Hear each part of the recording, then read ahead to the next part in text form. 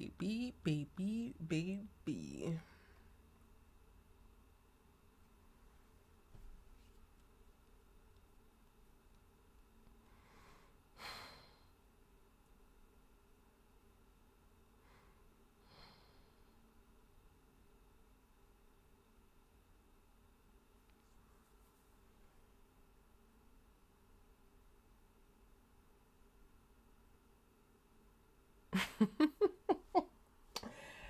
What's good, y'all? How y'all feeling tonight? How y'all doing? Not me leaning back into. I need Wendy Williams. I'm gonna call upon the spirit of Wendy Williams. Wendy, we need you. How you doing? Y'all, good evening. Welcome to another episode of Our Sisters Keeper, the live Tyler Perry Sisters Aftershow.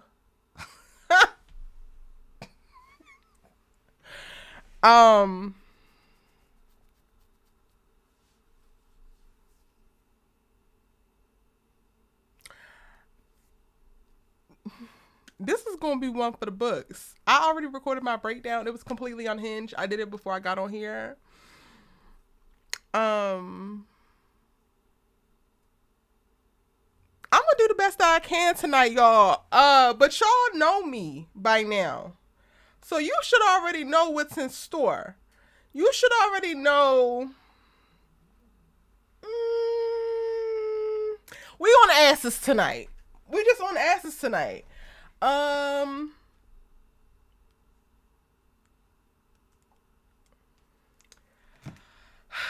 Allie Nick will be joining us pretty soon.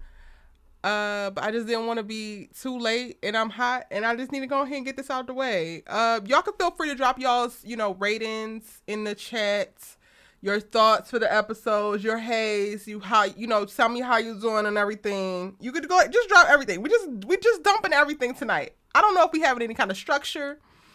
I don't know what it's giving, what it ain't giving.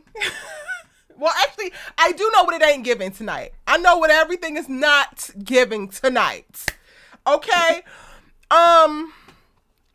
Let me just say some hello. Let me go ahead. I'm gonna try to start this off. We doing the sandwich maffic. So we gonna try to start off very positive. And let me shout y'all out because y'all some real ones. Erica James, I see you, boo.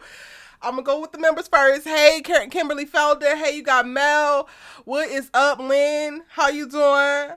Moderator Vaughn, thank you. I'm gonna need you tonight, Vaughn. I already know because they coming for me tonight. After everything I got to say tonight, they coming for me. I know that Wednesday Talk gonna be in here a little bit later.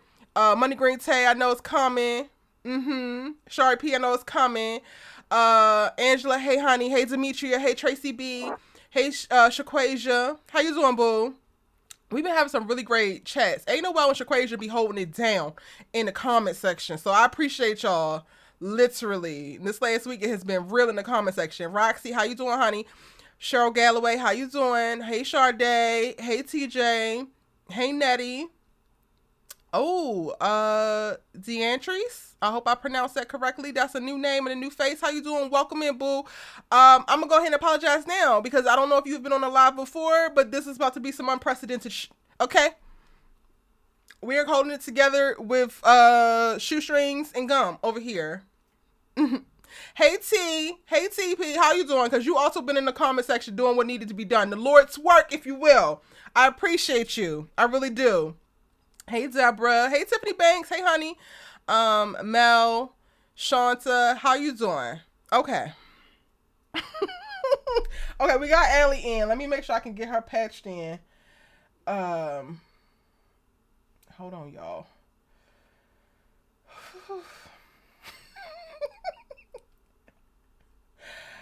I am a bit unhinged. I'm not even gonna hold you. I am a bit unhinged tonight after this episode. I don't appreciate being bamboozled. I do not appreciate being hoodwinked. I feel like I co-sign these writers, and I have a rule with 3 episodes, right? 3 episodes, and then I can make my decision. So that's supposed to give me enough time. You don't do 3 episodes. I co-sign you, and then you make sure that the 4th episode is a goddamn dud. That's not how we do this. That is giving bamboozled. That is given shady. That is given fraudulent. That is given declined. Hey, Allie, honey. How you feeling tonight? You already see what I'm on. You already see, friend. And all I got is coffee and sparkling water. I got coffee and sparkling water because this content is going to be content tonight. Okay? Well, I'm on what you want, and all I got is water. But I'm on what you want. I'm on what you want. I don't know what the hell these writers was doing today. I don't know. I got to find out who wrote this episode. Allie. When I say because I don't know, Daniela need to come outside, I am gonna jump you. Like I am gonna jump you. I got heat for her. I'm gonna just say this. If you are a lurker, if you are a troll, if you were sent here from the app that is formerly known as Twitter, and I ain't your cup of tea, pick another day, babes. You might want to come back next week. Because when I say when you go low, I'm going to hell for the next 48 hours at least, please don't play with me. Please don't play with me. I'm standing on business about everything that I say, and I'm standing on business with my disrespect. Because it's time to match energy. It's just time. It's time to match energy. Let me see some of these ratings that y'all throwing up. Mel gave it a 7 out of 10. Tracy B gave it a 7. Demetria gave it a 6. Vaughn gave it a 6 to a 7. Okay. Sade said agreed. This one was a throwaway. It's giving throwaway for me. But the tea is, I don't even know if it's throwaway in the sense of like, I can't justify. Ellie, bring your camera down just a little bit for me. Just a tiny bit. Tilt it down. Erica James gave it a 5. Lynn gave it a 5. Erica James gave it a 2. Lynn gave it a 5. My bad. Angela gave it a 2. Tam B gave it a 7. I don't even know if I can, if for a rating, I'm saying that this trash show is below a 5. It's just so all over the place. Like, I have to, before I can even give a rating, we're going to have to like unpack the issues with this episode because there were a lot of them. What's your initial thoughts of the episode, Allie? My initial thoughts was this. I ain't gonna lie. I'm probably gonna give this episode like a 4. I'm probably gonna give it like a 4 because there were so many inconsistencies for me. I really got taken out of this episode, but I got brought back in with the whole Danni situation, the Danni and Zac, and even with Karen, it just felt very misplaced. This episode felt like it was just misplaced. It felt like it was a rushed episode. Even though it's episode 4, it feels like they wrote it at the last minute. And this is no diss to the people who actually wrote this episode, but that's what it felt like to me. It was all over the place. I think I am dissing whoever wrote the episode, and I don't want to be disrespectful to other artists, but also, what the hell was this? I don't know how to take this episode because there was so much gaslighting. And I feel like it was gaslighting for us as the audience members. Who in the hell crafts a speech for an actor or for a character that is basically the perfect response to this very sticky situation, only to have them come back after a commercial break to say the exact opposite of what the hell they just said, completely negating everything that they just said, and basically changing the trajectory of the entire episode and future episodes on some bull. I don't even know why you want them to do that. Like, I don't even understand the intention in that decision for this particular character. So yeah, it is shots fired. It is a diss, because what the hell is this? She's to be true, and what we believe her to say or should say as a friend, if that's what the facade that she's trying to maintain, and then she actively chooses to do the opposite, and then after you do the opposite, you sit and reflect about it, know that you're dead ass wrong, communicate to your boyfriend, and then go run and try to why? What is that supposed to say? Other than the hoe is trifling and she ain't a friend. Probably ain't never been a friend. This was a mess. Penelope talking about, Danni. I know I just popped up on you. What kind of writing is that? Gary invited her ass there. He had food for her. She did not just pop up. Yes. This was planned. Oh, how was the lunch? Oh, it was good. I said, how was the lunch good when it was spilled on you, ma'am? What did you enjoy about this entire situation? Even going further with Andy and Sabrina. Oh, you look beautiful. You just saw her 30 minutes ago at Karen's salon. I was like, what did y'all? What happened, writers? Real honestly, what happened with this episode? Danni can kiss my entire ass for the duration of Sisters. I'm put it on record, and I don't care. It's F Danni. She on that F train with Zac, on the F train, F bus, whatever you want to call it. Metro, she on the F. There is no way in the world for me Danni can redeem herself as a friend. You're not a friend. You've never been a friend. And how I feel is that for 5 months, you have been relishing in the fact that there has been a possibility of Aaron or Zac being the father of Karen's child. You're not a friend. And you can kiss my ass. I don't care if she go to therapy. I don't care if she getting the help that she needs. It will be F Danni for the duration. Period. For the foreseeable future. Because I don't even understand. For the foreseeable future, Daniela can kiss my whole ass. Yes. She can go part by part, centimeter by centimeter. Take as much time as you need. I said what I said. Ain't no way. Yeah, no way. I don't even understand. And then I think the thing that got me, it was a lot of things that got me, but even in her speech with Zac, when she was talking to Tony, and she was like, Karen is my girl, but I like Fatima. So what? You like Fatima? It's hard being a friend to Karen, but Fatima is just chill. I said, writers, please don't do this. Please don't do this. That. Like, let's stay there for a second. This don't even sound right. Let's go ahead and stay there for a second, because we literally, again, I feel very, very, very bamboozled. I think that I gave the writers a little bit too much credit. I thought that the playing field had been evened. I thought that everybody was going to get their just due. And no, that does not mean that Karen now gets to skate and nothing ever wrong happens to her. Of course things are going to happen. Of course it's still a drama show. But the strategic placement of Karen is a snob because she didn't believe that Trey went to college, or had a response of, oh, maybe she didn't think about that. Because who thinks about that? But okay, now she's a snob. And then Karen is hard to be a friend to, but she's the first one you call anytime anything happens. But that's not the stuff that we say. What pisses me off is that this audience can be very rudimentary, and you could take it however the hell you want to take it. But this audience can be very rudimentary. So it's very important what is actually said versus what is implied, because this audience likes to skip over everything that's implied. And Karen's friendship, Karen's support, Karen showing up for these girls, Karen picking up the phone every time these hoes call, that is all implied. But the things that get said is that she doesn't show up for me, or she's not a friend, or she's hard to love. How?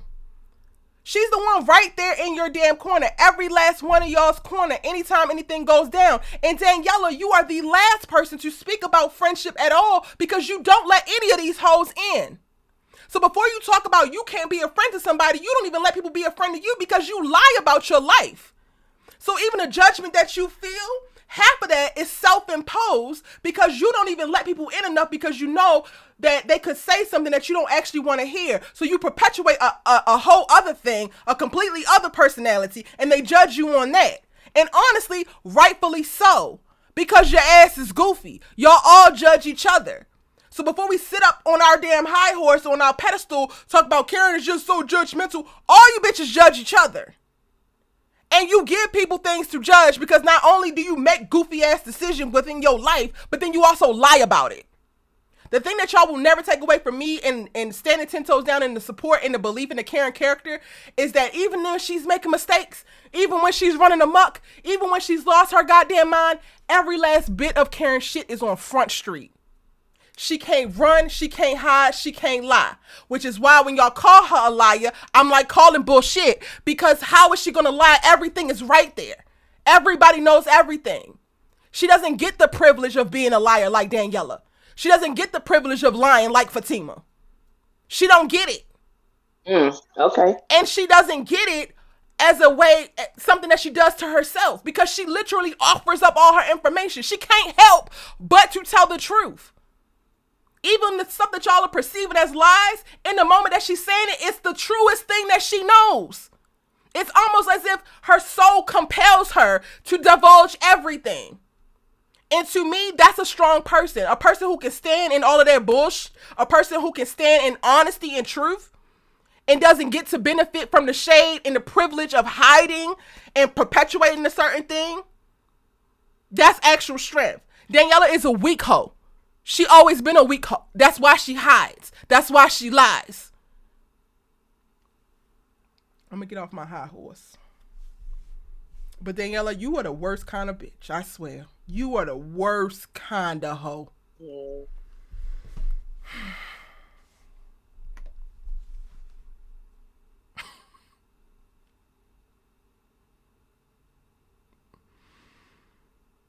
Mimi Loves Peace says the writers are showing their bias, maybe.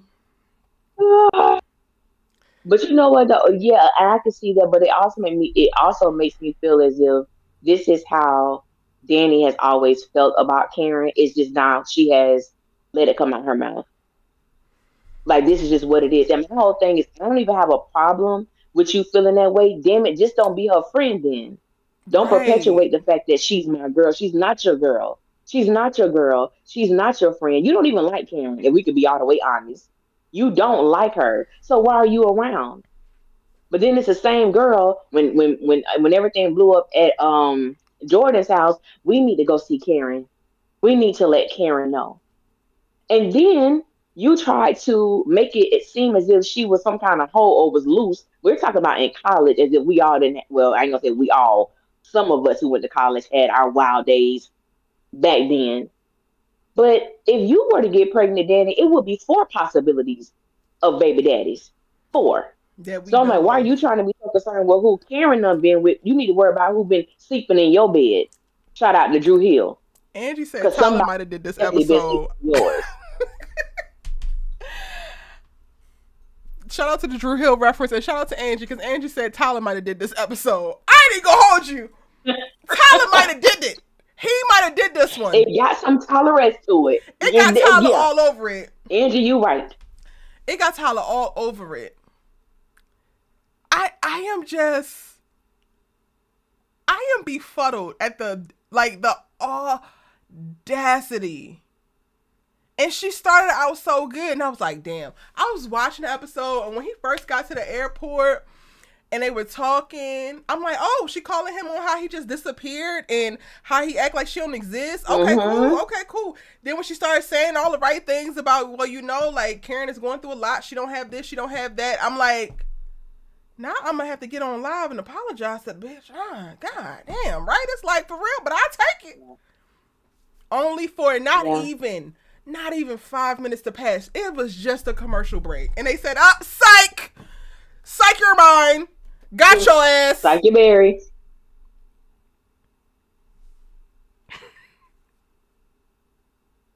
God. This episode was the biggest joke I have seen in a while. And we have had a lot of laughable ass episodes, I feel. Yes, we have. Yes, we have. And I knew this. I'm going to tell you. I knew this episode was going to be bullshit from the first scene. Really? From the first scene. I'm going to tell you why. Now, thankfully, I've never had someone die in front of me. Oh, yep. But if I did, I don't think I would be responding like Fatima and Andy. Maybe Fatima because she used to, her family. But anyway, with Andy, this is Andy we're talking about. Someone just lost their life. As she stated, she saw this man take his last breath. And you telling me you want to go out to lunch? Get the hell out of here. Not only get the hell out of lunch, but you see the upside for you. Like, it was tacky, Fatima. It was tacky. Well, I'm just trying to see the good side. There is no good side of this man. Just lost his life right in basically in Andy's arms. It's like saying, Yes. well, you know, Karen, at least the wife is gone after she blew her brains out at the damn salon. Okay.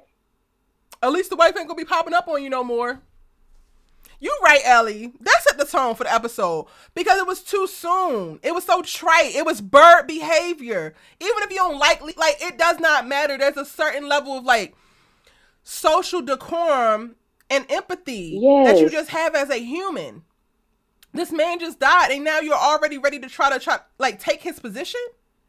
And you don't deserve to be a partner. I'm going to keep saying that. So anybody got a problem with hearing it, stop watching my videos now. She don't deserve it. Andrea has not shown us that she deserves it. I don't give a damn how much you love how KJ looks. KJ looks amazing. She wears every single suit down.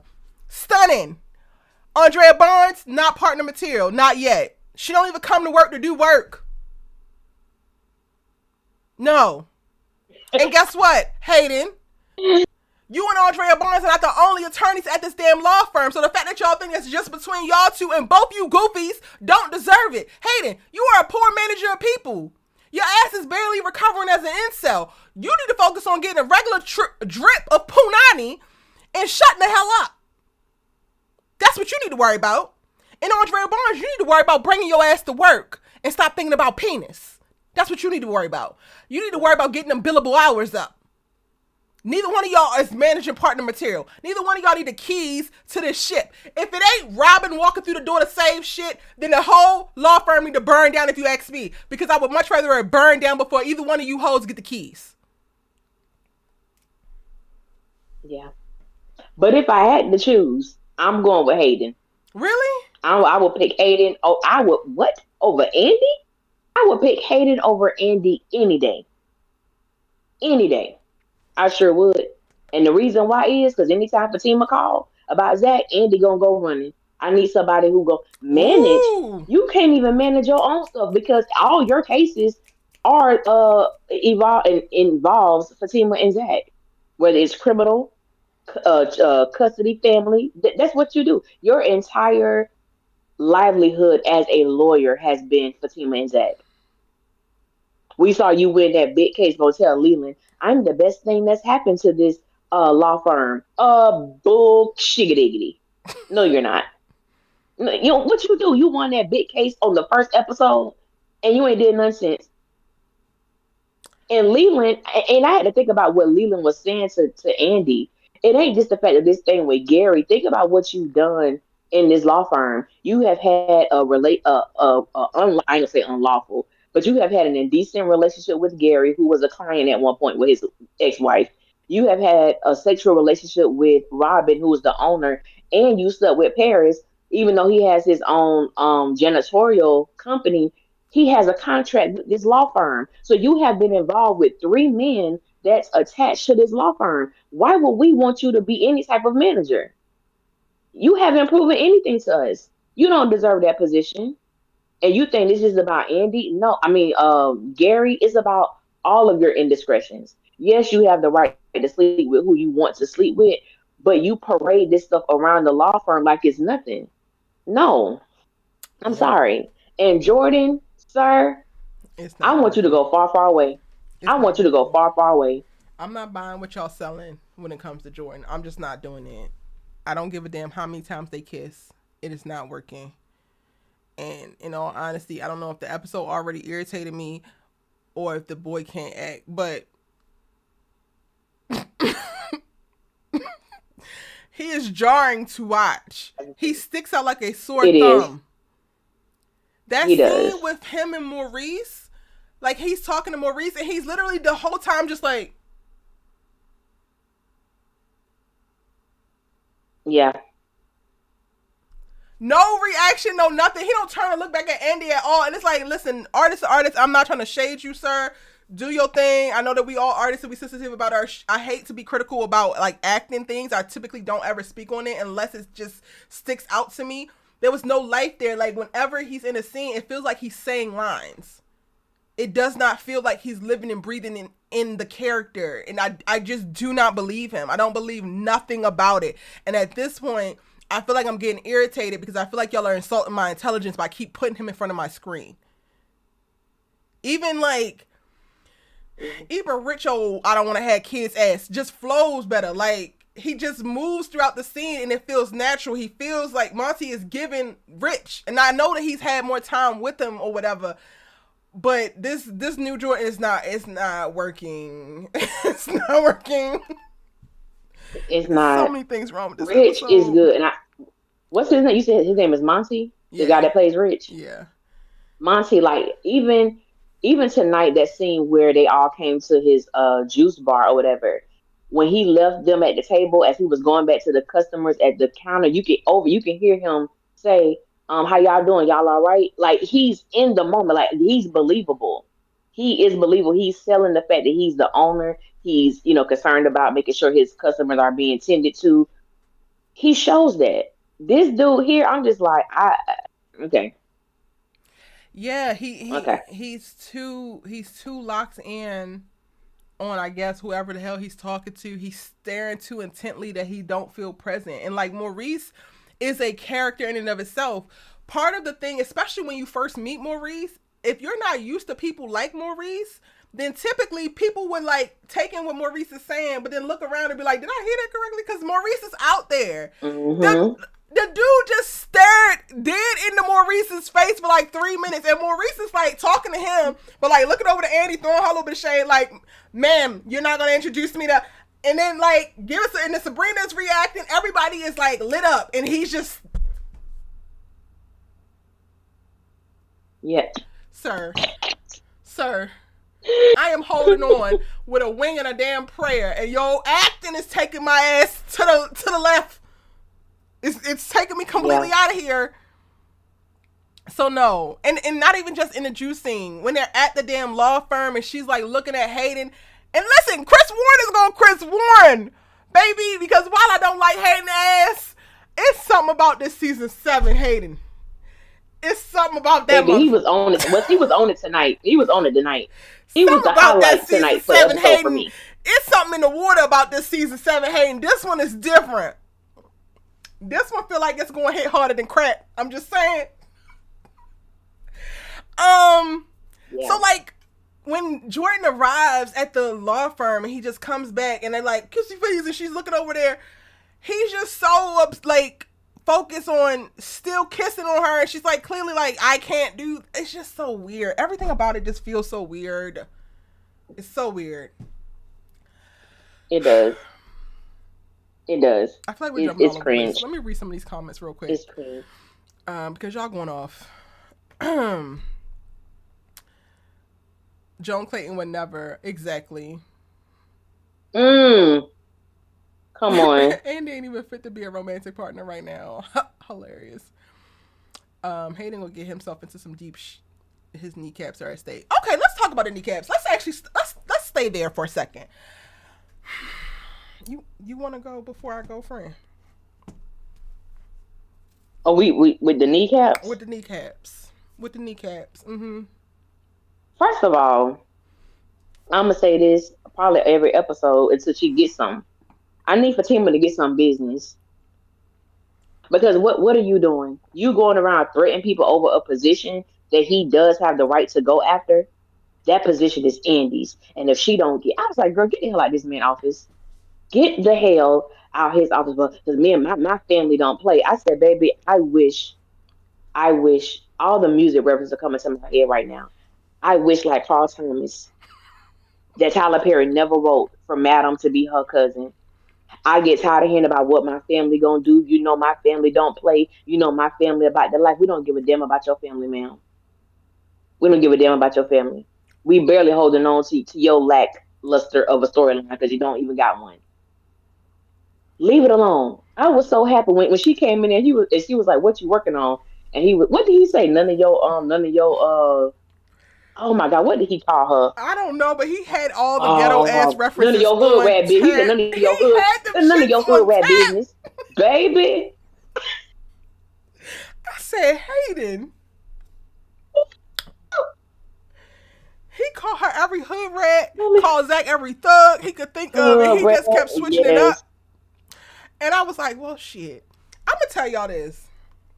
And at this point, I don't care, because I'm not defending shit that just don't make no damn sense. And I said what the hell I said. I am prolific on my channel.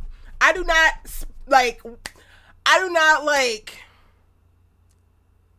give you the most minimum words. I am very, very verbose, okay? I over communicate. I over explain. So all you hoes that got it messed up or mixed up, that's on you. I'm not about to have this argument about, oh, you hate Fatima, blah, blah, blah, blah. Fatima's a bird, okay? She's a bird. This scene, talking about his kneecaps, bird behavior. Counting on fucking Leland's downfall 2 minutes after he takes his last breath, bird behavior. There could be some birds that have some good personalities, but they have bird behavior. In what world do you think it's okay to decide that you're going to walk into Hayden's office, threaten to break his kneecaps into 1,000,000 pieces, 1,000 pieces, because this is Andy's job? If it was Andy's job, her damn name would be on the damn parking spot. If it was Andy's job, her name would already be on the damn nameplate on the office. You don't get to threaten Hayden in a professional setting on some legal business with illegal activity. When you're not even really about this life. Like, let's be for real. Because at this point, I want people to start playing chicken with Fatima's ass. Like, I just want everybody to go head up. Call her bluff. If we call him Madam every time, then call Madam every time. Like, we need somebody in the Sisters universe to be an antagonist to Fatima, just so that when she said, I'm going to call my aunt, you say, all right, I'll be right here. Tell her where I'm at. Mm-hmm.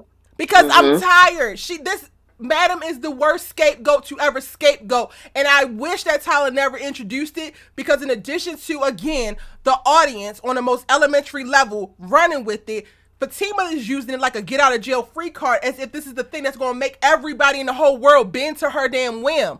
Girl, you, and I'm sorry, Madam, I love you in the actual show, but on Sisters, you too, Madam. If I'm going to be honest, F all of y'all. Facts. My ass is big enough for y'all all to kiss it. Grab a spot. You going to threaten to break this boy's knees and have people run up on him for going after a promotion at his legitimate job, and he's an attorney and you are a goddamn assistant, barely a paralegal? What the fuck kind of universe is this? When did we enter the Marvel multiverse of goofiness? You sound dumb as hell, Fatima. Just stupid. It's one thing when a boy is stalking you and listening to your phone calls and getting Zac arrested. All of that, okay, cool. That's a little bit more of a gray area. Do what you got to do. The boy is going to go for a promotion legally at his legal job within his legal profession. He has a JD, has already managed multiple millions of dollars, has actually already brokered a goddamn hostile takeover for one of the partners at the same damn law firm, and you say, I'm going to go get my cousin. How about you go get another goddamn job? Oh my God. How about you go get Michael? How about you go get the groceries? How about you go get anything else except for that? Because I'm tired of hearing it, ho. I'm tired. I'm going to call my cousin. Call her in. Yeah. You can't. Because guess what? Her ass is in jail. She over here killing too many motherfuckers. Like, you just cannot tap into the whole madamness of it all without also bringing the consequences. Fatima do not get to wield Madam's name like a goddamn infinity stone. That's not how this works. You're right. This is start to really make me feel like, you know what, Tyler probably did write this. If I go back and look and it says written by Tyler Perry, I'm going to be mad. Or it was heavily influenced by him. It was heavily influenced by him. If he didn't actually write it, it was heavily influenced, because that is what I felt like watching this episode. I felt like, okay, we kind of reverting backwards. Even the whole, even the whole thing with Karen and just assuming that Trey was just this hood dude. She was shocked that he went to college. First of all, in my personal opinion, and correct me if I'm wrong, I don't think we have ever witnessed Karen being a snob. A snob is something I would have never deemed her to be. In what world? I haven't seen that she's not snobbish, in my personal opinion. or come off like she has this air that she's better than everybody. I that I've never gotten that. So when she said that to him, I was like, well, why are you shocked that he went the college? It was just weird. It was Hell, very maybe weird to me. my I'm like, are ass is a y'all trying to snob set too. something up?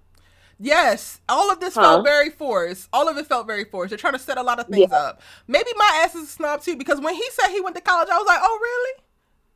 I don't feel like that's a weird ass response. I don't think that in 2024, aside from how somebody looks, just the rhetoric, social media being a big thing, and us living in a digital world, and so many Mm-hmm. people living out their lives online. For the last 5 years specifically, there has been active social media campaigns against people going to college. Literally talking about, you don't need to go to Yeah. college. Gary V is all over the place talking about, you don't need college. Get your ass out there and go to yard sales and post on social and it'll be all right. So to make it all about, oh, well, you didn't think a thug nigga was gonna be able to go to college. It just felt so fucking forced. It felt like the little speeches that Tyler gives, especially to the male characters when they gotta school a woman for misjudging a man. And I just was like, this feels very trite. It feels very much so like, okay, sir, you reaching. You know what it really felt like? It felt a lot like Bio.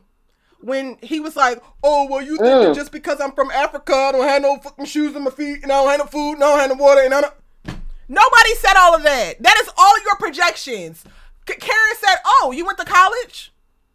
Oh, you think because I look like a thug nigga, I got these braids, and I talk like this, I keep saying shawty, because I'm from 2004, I ain't never go to college. Nigga, I didn't say any of that. I didn't say none of that. I said, oh, you went to college.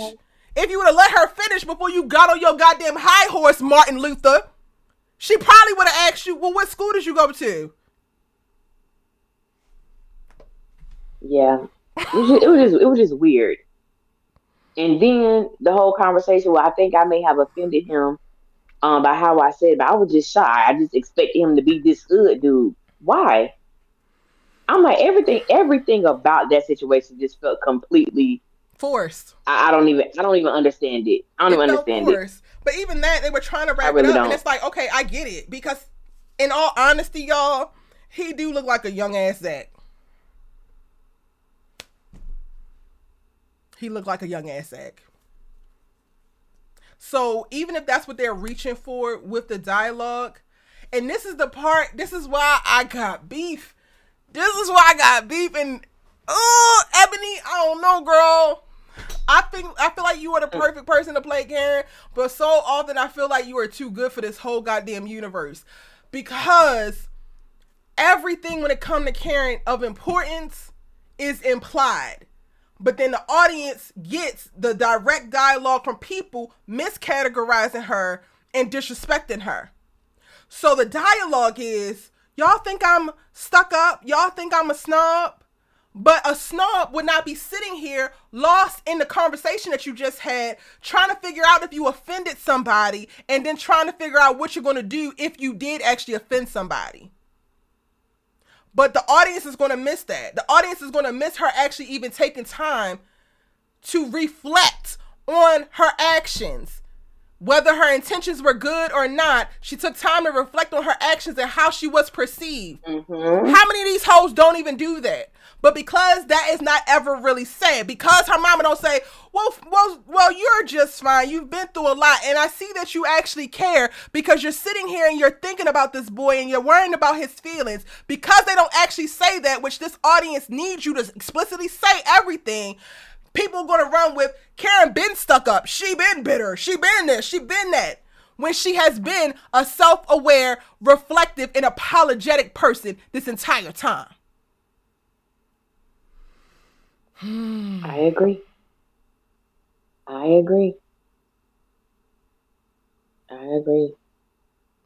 The Brown aesthetic says, at first I assumed she asked him about college because he looks young, but then it was maybe about her being a snob, and it just didn't flow right. It was so forced. Yep. I just said my thoughts exactly, because when he said, yeah, I had to do, it took me years to clean up the debt when I was in college. The first thing I said, well, damn, how old are you? That was my first thought, because I'm like, you look hella young, sir. But y'all know black don't crack even for men too. But I'm like, damn, how old are you, son? Because you look a little young. You look young as So that's hell. where I thought they, yeah, so that's where I thought they were going with it.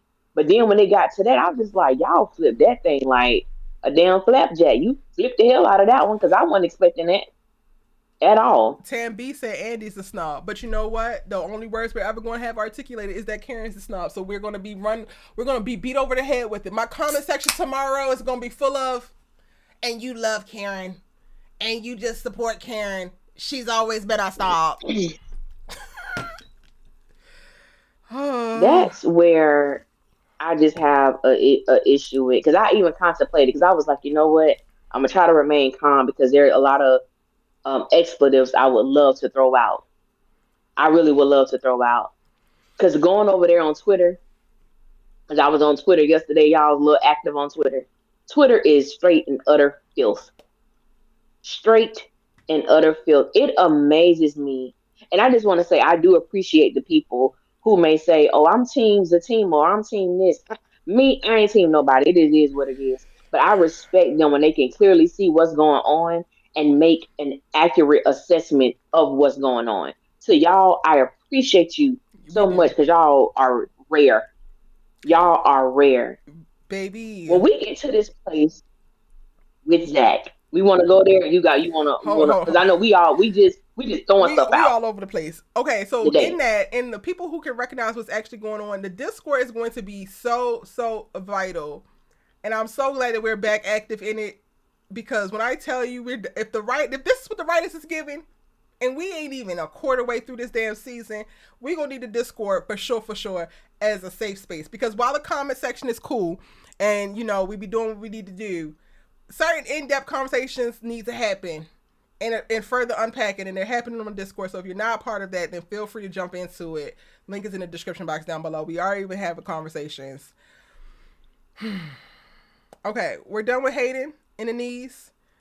Oh, okay. Before we off Hayden completely, Mm-hmm. how do we feel about Hayden recruiting Gary? Oh, about he's going to keep the law firm off of him if he can help Hayden come at Andy or destroy Andy. Yeah. I guess I was thinking about in what way would Gary have to destroy, in what ways could he destroy Andy? Because I'm like, okay, I see you trying to recruit him for that, or y'all trying to get on the same page, but what exactly are you going to do? I guess for me, Sleep I with didn't her. really have like a major thought about it because in my mind, I can't figure out what's the play going to be to destroy her in what way. That's the part that is not I connecting think for that me. Hay. I mean, I think that Maybe if Gary I still kind of has. figure like, Sorry, go ahead. go ahead. I think that Gary still No, has I a just don't know. ton I just don't know. of pull on Andy, regardless of this relationship. I think that he can make things very difficult for her. That's the part that I don't like about it. Like, Hayden, go one on one with Andy. Like, just stand on your merit. You don't need her to be disqualified by her goofiness. The only saving grace for me with him recruiting Gary is like I'm hoping that he's going to try to serve both of them up. So he lulls Gary into a place of vulnerability and trust, and he can offer him up because the partners already wanted to throw Gary under the bus anyway. So if he can get Gary to let down his guard, get whatever additional information he needs to offer him up, and then if Gary is not even focused on it, he's too busy trying to meddle in Andy's life, then that dismantles Andy's whole petition for it. So it winds up killing two birds with one stone. That's the only way that I would be okay with it. The only way is if he's ultimately trying to also take down Gary. Because if you are really trying to save Gary or spare Gary from the goofiness just so that you can go head up with Andrea Barnes over this damn promotion that gives goofy behavior, that gives clown behavior, and I personally feel like you could probably win this promotion over her because you do more work than her. So you don't even need all the extras. That's how I feel too. That's why I was like, I would choose Hayden over Andy any day because Hayden may have like his little qualms and things that he does, but it seems like when it comes to his job, he's about his business. Right. And with Andy, I don't get that I don't get that same type of aura about her. So I'm like, you don't have to do all of these things to get this position. It's yours if you. I don't know who else may want it, but if it's just between you and Andy, you would be the choice because her business is getting dragged all of a damn up in that office because of what her sexual and personal connection with Gary. So you already got the upper hand. Just go for it. Like you don't have to do all that. Yeah. Okay, now you say you want to go to Zac. Because I was like, that's the person we really hadn't jumped on yet. Okay, let's go, friend. That's the person we really hadn't jumped on. I I'm just gonna hop skill and we may go back. I'm just how's coming in my head. When he gets to Karen's salon, first of all, the energy that he had when he came in there. Where's Karen? Where it's still people. It's still people here. The grand opening has happened, but it's people being serviced. People are having their drinks, whatever they're doing. It is a room full of people. Where's Karen? Karen? Oh, the insurance paid for all this. Hell, you should have burned that shop down a long time ago. I said, man, what? What asshole? What? Then when she finally comes from the back, his entire, she was like, "Oh, is that? Well, if you here for the grand opening, you a day late and $1 short." And Pam always, like always, I'm not here for celebrations. I need a DNA test. Said, Your first mistake is that you're not here for I celebrations. want it. But go on. Yeah, you're not here for celebration, and that's how the episode ended, right? I think that's how the episode ended. I, for the life of me, I cannot stand Zac. I can't stand Zac. There was no need for him to go there.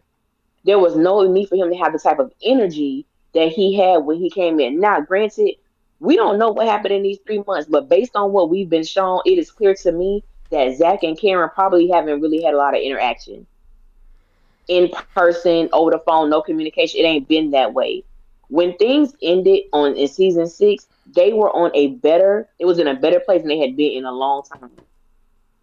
Why are you bringing this here now? And I want to talk about the video that you did because I thought it was very insightful, but I'll wait until you get yours off. Because the way that Zac comes at Karen, you're coming at her as if you're hurt. You let Danni even though you was cheating on the girl, you let Danni put seeds of doubt in your mind that it's a possible third person that Karen may have been sleeping with that could be the father of this baby. And for the life of Zac is just a piss poor excuse of a man. The fact that there are so many people who ride for him is alarming and appalling. Zac, I'm trying to be careful with my words here. He's a dickhead. He's just I don't know what else to say. It is ultimately embarrassing the fact that this girl is pregnant and this is the type of energy that you bring to her. And even while he was on the phone with Fatima, I said, look at this goofy ass. You up here cheesing like a muscat up here. Like, what the? This episode, Erica, for me was just like, everybody need their ass beat. Period. So what was the change? I should have just listened to you in the beginning. I should have. Oh, but you didn't tell her you just had this conversation with Danni. But you gonna let Fatima think she the one? Okay.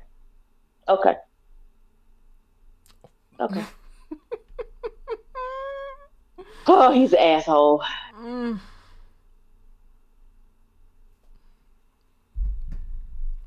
I'm trying not to say certain words on your channel. You go ahead, sis. I'm trying not to say them myself. Yeah, that's I'm trying not to say certain things. The way my mouth is set up. Honestly, yo, it was just really diabolical work. And it is so disheartening to watch not only a homegirl not be a homegirl, but that you thought like you would live, like spend the rest of your life with. This is how he move. Even while y'all not together. It's like, all of it is just disgusting to me. You come in there, you not here for celebration, you calling this girl name. Would you go into the white man's salon like that? Would you go into anybody else's? Well, actually, you know what? because he has walked into the law firm like that. You need somebody to learn you. You need more respect.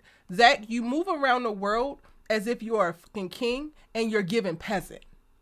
And that's not to say that you couldn't possibly arrive to a place where you actually deserve the honor of being somebody's king, but you don't just get to say it because you want it, or you don't just get people to look to you as the leader just because you want to be. You actually have to behave like such. You actually have to be the person that you say that you are, and you can't just talk about it. Everything with you is all this goofy ass lip service. You're not him. It's not giving him a neutron. I don't give a damn how tight your shirt is, how swole your back is, how deep your stroke is. You're a clown. A clown? Yes, a clown. You've been a clown. And I think the thing that's the most disheartening part about it is when you go through something like this in real life and you date a Zachary and then you watch a scene like this play out and you could go back to the moment when you realize that your Zac was a fucking clown too. Like, Megan Thee Stallion has a lyric and a line that I will never forget. And I ain't ashamed about it, but it grounds me. It humbles me. And the line goes, how are you crying over a nigga that be asking for a ride? I will never forget that line. My Zac had no license. But he running around the city of Baltimore thinking he King Tut, thinking he big, thinking he doing, you don't even have a license, nigga. You don't even have it. I am taking you to work in back, like let's put this shit into perspective. You have with a master's degree in biology, like I am, like all this shit is happening and you don't even have a license. That's what Zachary is. He looked up on millions of dollars from insider trading when his ass should be back in jail for that. He has him and hard and manipulated his way into all the positions that he's in. Nobody ever want to give me a chance. Everybody just want to look down upon me. Just the nigga that done. But then you behave like such. You have taken no steps to educate yourself, no steps to ground yourself, no steps to actually find additional resources. You think that you are supposed to have things simply because you want them and you don't actually have to work for them. And that continued ridiculous ass entitled mindset plays out in every single thing in your life. It has played out in your relationship with Karen. It has played out in your relationship with Fatima. It has played out in your friendships. It has played out in your work. It plays out in everything. And to consistently still see it happening is the most frustrating thing. And I think what pisses me off is that Zac is the type of character that you want to root for. You want to give him the benefit of doubt. You want him to win. And at every turn he shits on you or spits in your face. Who the f- do you think that you are walking into this girl's place of business, hollering and screaming her name, demanding something of her after you just sat across from her friend and said, oh yeah, I never thought about all that she's going through. So you know it. You're equipped with certain information and you're still doing it anyway. That is narcissism. That is selfishness.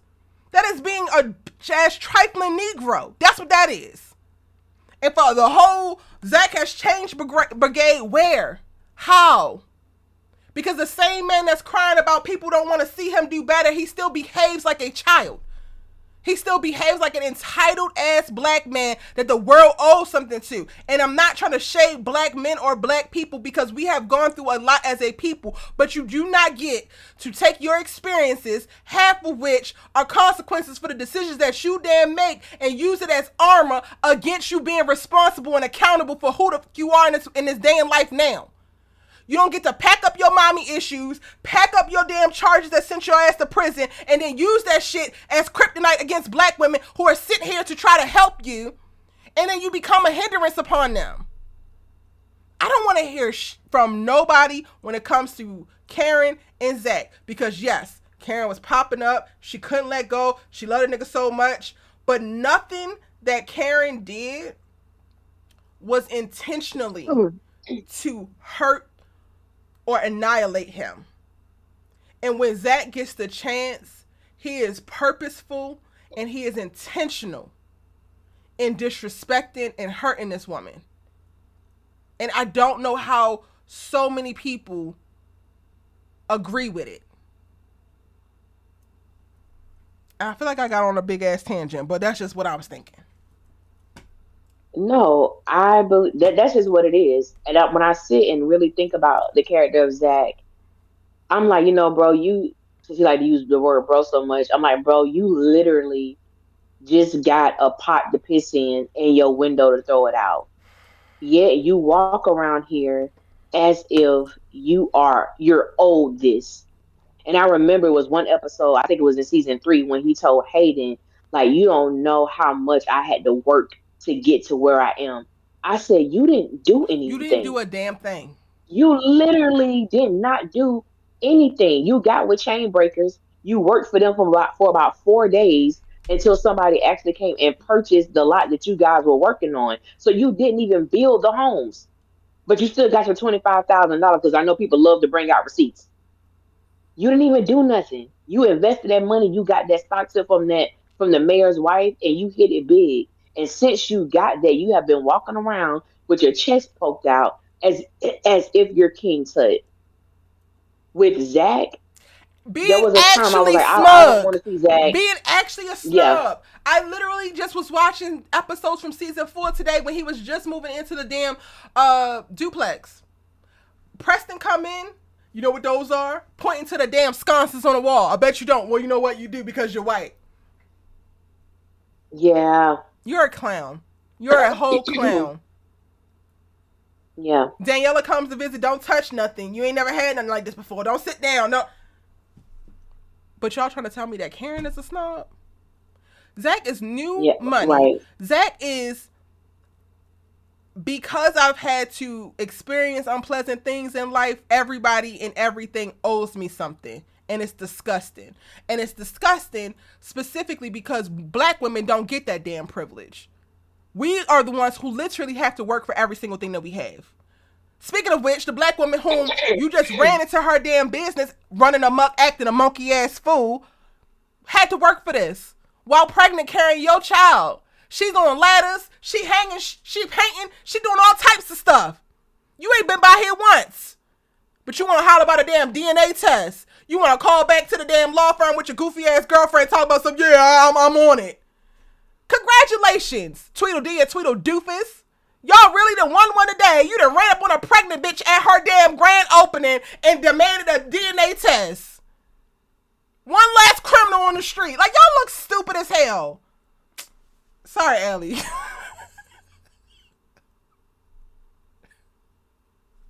I don't. I just like when I say I'm so over. I'm so over the whole thing with Zach. I think when I was watching him, I'm like, this is Zach from season 1. Literally, this is the same exact person. Nothing has changed about him at all. Zach is one of those people. I've never liked Zach, and people who listen to me, they know I've never liked Zach. I never will like Zach. Zach has been literally a pain in my ass since the first time he popped on the screen. Zach has truly belittled every woman on this show, every main woman, every main character on this show, disrespected and belittled them, whether it was at their house or their place of business. He has no respect to person. He's done it. And I think the thing with me is that I look at Fatima and I'm like, you really are a clown. Clown. Literally, you really are a clown to stay with this man. This man has disrespected you. Now, Karen dealt with him for 3 years. You've been dealing with him for what, 5 months, 5.5 months? And he's disrespected you in ways that it blows my mind that you're still there. Yeah, babe. Come on, babe. I got you, babe. You ain't disrespecting me to the highest level yet, babe. But you're approaching, but we still good. Where's your self respect? And it gets me like when you see the comparison, people love to compare Fatima to Karen and how Zach was. I'm like, Zach is the same person in both relationships. He just got money. Literally, he just got money. Zach, he's just an asshole. I can't stand him. And for me, I used to say, well, I don't want him to be the same broke dude the entire series, but it's hard for me to root for him. I don't think it's hard for me to root for Zach. It really is because I can't stand how he treats Karen. Even going back to something that you said about because I had got into this thing with someone on Twitter, when they were talking about the fact that Karen kept popping up. I said, well, let's go back to season 1 and season 2. How many times did Zac pop up on this woman? And more so, you broke into a hotel room to disrupt what she had going on. Let Karen break into Zac's house. Let Karen do anything where she got to have a screwdriver turn and unlock to get into what Zac is doing. So I'm like, let's not forget all the many times that Zac has showed up, popped up, unannounced to try to disrupt this woman's life. No, but we do They forget. did the same thing. We do forget. Dee Dee Taylor says, need a DNA test before claiming he's the father. And you know what I say to that?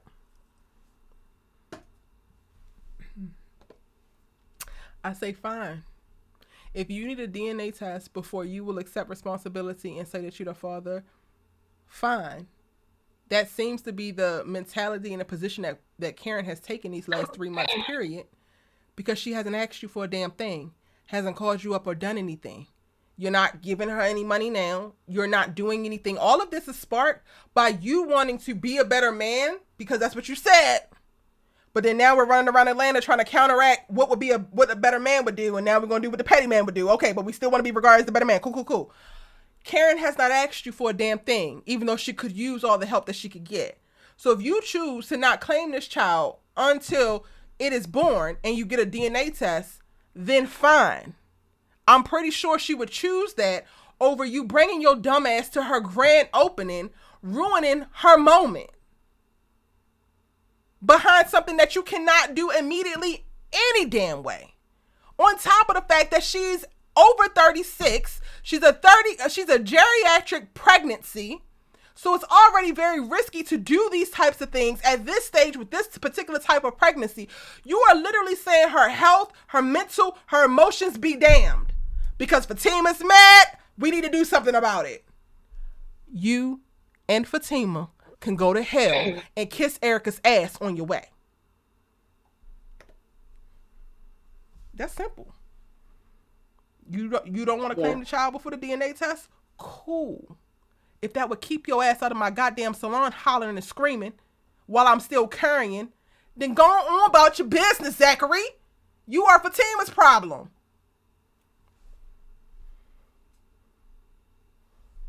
But is that the option that none of y'all seem to? Baby, when he said we need to know before me and Fatima invest any more time and money into this child, I said Fatima ain't investing a damn thing. What money and time she putting in? And we still got to take care of Michael when he come out of foster care. What does that have to do with Karen? As you stated, she's not asking you for any money. And you popped up on that because after she did the paperwork, she told you to give the paperwork to Andy, let her look over it. And what you did, you showed up to her salon the next day. So who popping up on who? I said, baby, we have amnesia. We have amnesia when it comes to certain things. And Fatima, instead of you worrying about all in Karen's uterus, you should be wondering or worrying about yours. Why you still holding secrets? Why you ain't told Zac about your abortion? Why we ain't revealing that? But you want to know so much about what's going on with Karen. She didn't have an abortion, Allie. Huh? She didn't have an abortion. That's what I was told. She didn't have an abortion. I was told in the comment section, Erica, you don't know what you're talking about because she ain't have an abortion. Oh, yeah. Because Erica don't know what she's talking about. And Dee Dee Taylor, I'm going to go ahead and address you real quick, babe, because this might not be the live for you. If you're not for the girls being called out their name, good night. I don't know what to tell you.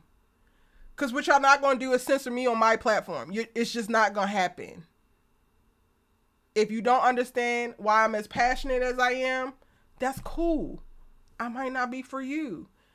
If you feel like it's just a TV show and it ain't that serious, it's cool. I just might not be for you. Y'all are wasting y'all time putting those type of comments into the chat because you're not going to dim my light. You're not going to downplay me. You're not going to force me into a box. It's not going to happen. You will continue to be uncomfortable. Worst case, I will do it more to try to make sure that you're uncomfortable because the last thing I'm going to do is to have on my digital home, which is my socials, my channel, my platforms, me have to perform and be something that I am actually not, feel and do things in accordance to how I don't actually feel, to placate to some people who are projecting whatever the hell they got going on. You don't agree? Cool. If you're the type of person who cannot sit in conversation with people that you don't agree with, do what you got to do. I am not changing. Daniela is a hoe. She's trifling. I'm going to call him that. It's going to happen. So, good night. Have a great week. Maybe catch you on the breakdowns, but like, do what you got to do for you. Y'all got to stop coming into other people's sacred space. We're in a time right now, we're on the brink of a freaking World War III. People are losing their lives, being pushed out of their damn homes. There's multiple G-sides happening all over the world. Stop bringing y'all's asses onto content creators' platforms and telling them how to express themselves, telling them how to talk, telling them how to be, telling them how to feel. That's not your job. Figure out who aligns with you and roll with it. Because I ain't hurt nobody, Allie ain't hurt nobody by talking to a camera and connecting with thousands of people every single week about a television show. However we choose to do that is however we choose to do that. I'm sorry if you have had non-animated, non-dramatic, very nondescript ass people who you followed before. We ain't one of them. Thanks. It's one thing to have a conversation. It's one thing to have a debate and a dialogue and to discuss, argue the points, not the people. You will not change me. Good night. Okay, Allie, what were you saying? Girl, I don't even know. I don't even remember. I started this live off saying I will go to hell with y'all tonight. Cause like, I can't. It's so, I think also what people don't realize is like, everybody is one person, right? So like, you're you and I'm me. And when we have like creators that we might like or people that we watch, we'll talk to them. And you and I think are really unique in that we really are engaging back with the audience. So people will get responses from us. But just because we respond to one person or we try to acknowledge every single person, y'all got to realize that this is thousands of people. And that's fine. It's what we signed up for. And when we choose to be open, when we choose to connect, that's what we're choosing to do. But the ones that come, it's just a TV show. That's thousands it's a TV show. You could have took your ass over to the dry ass reviewer and saved us all some fucking time. Like you really could have. If you don't like cussing, Erica might not be the one for you. Save yourself some time because I'm not changing. Go ahead. I mean, I'm with you. And I think it's so important for people to know when you, as Erica stated, when you pull up a camera and you talk in front of it, either as a mic and you're not being shown, there are so many people who come on our platforms, whether we block them so you guys can't see the comment, that try to instill their own beliefs on how we decide we're going to articulate our speech or articulate our perspectives. And I think it's just very interesting because people will go on. I listen to because there's so many reviewers who's reviewing sisters now, and I'll go take a listen to see how they do. I'm gonna say 9.8 times out of 10. Don't none of them like Karen. None of them like Karen and make videos so about it. Like literally, you have men who review the show who call these women B words, call them out their names, so on and so forth. But for some reason, Erica and I get the blunt of, I don't think y'all should say that. You shouldn't respond like that. I'm like, but do you tell that to the other people that you listen to? And some of y'all handles, I see y'all on other people's comments and y'all don't speak the same way to them as you do us, which I find very interesting because I do remember, I got a great memory. But I'm just like, so it's so important that because I'm like, we live, but we not boring. We ain't boring chicks over here. You gonna get whatever you gonna get, and I think that's the beauty of it, that everybody can have their own imprint on the TV show Sisters.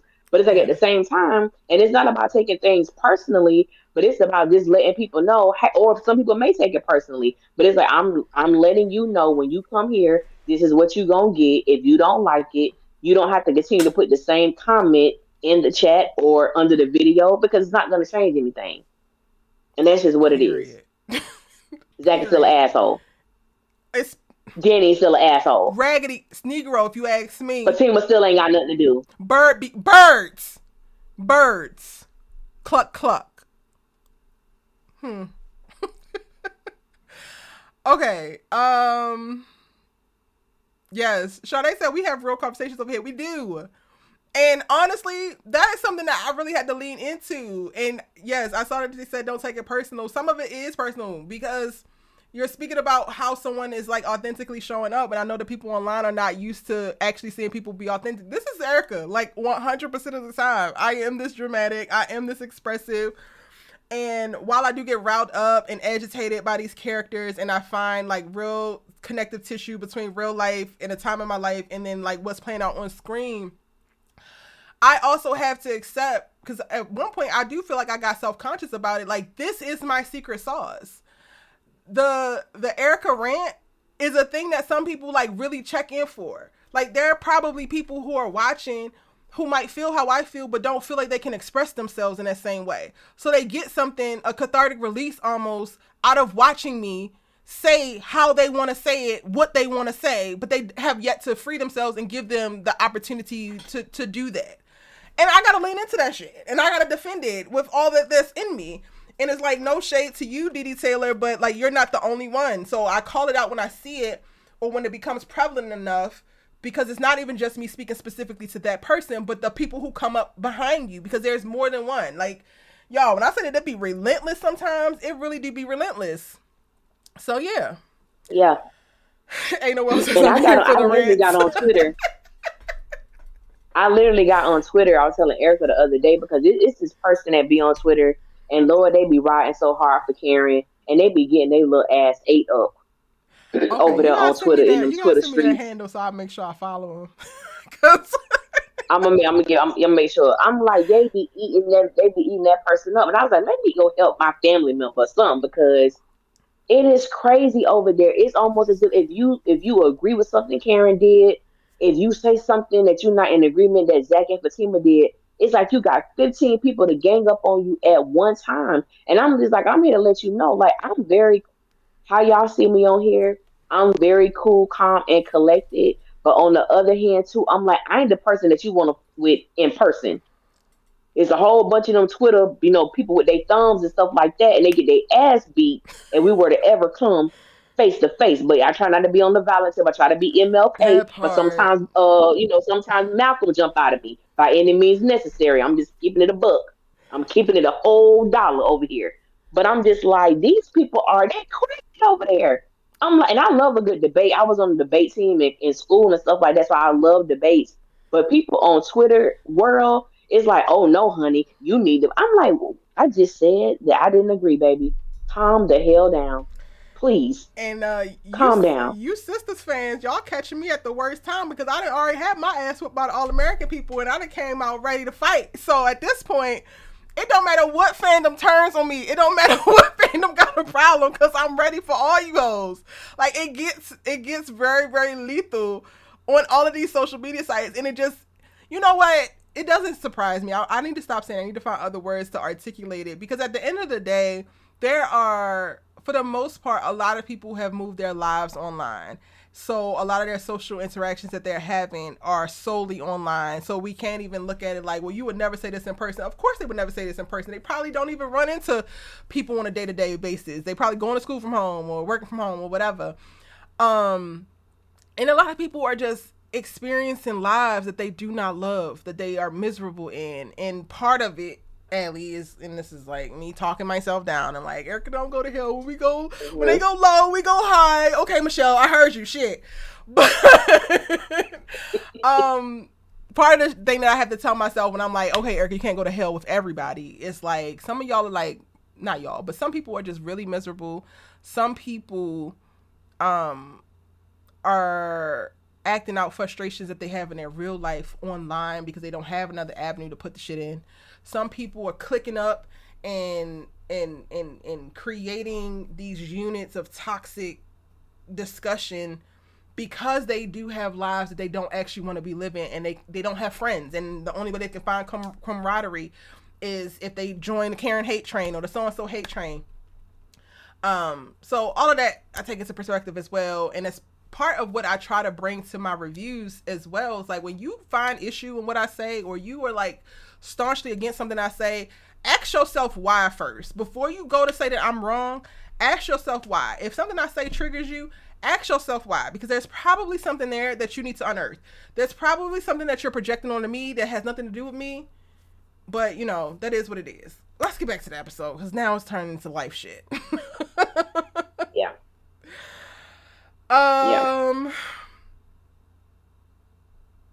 Zachary is bullshit. He needs his ass bust. I hope that Daniela shows up at the salon while Zac is still there, getting his ass cussed out. When I tell you whatever Karen decides to do, I stand behind it. If she decides to cold cock his 100%. Ass with something, I stand behind it. Whatever the repercussions, the retaliation, the reaction is to him showing up and showing out at her salon, he deserved that shit. He do. And there's nothing that y'all can say to convince me otherwise. So please don't even try. That's me asking nicely. Yeah. Yeah. Hell, I hope Pam is ready to put pause on Zac. Honestly.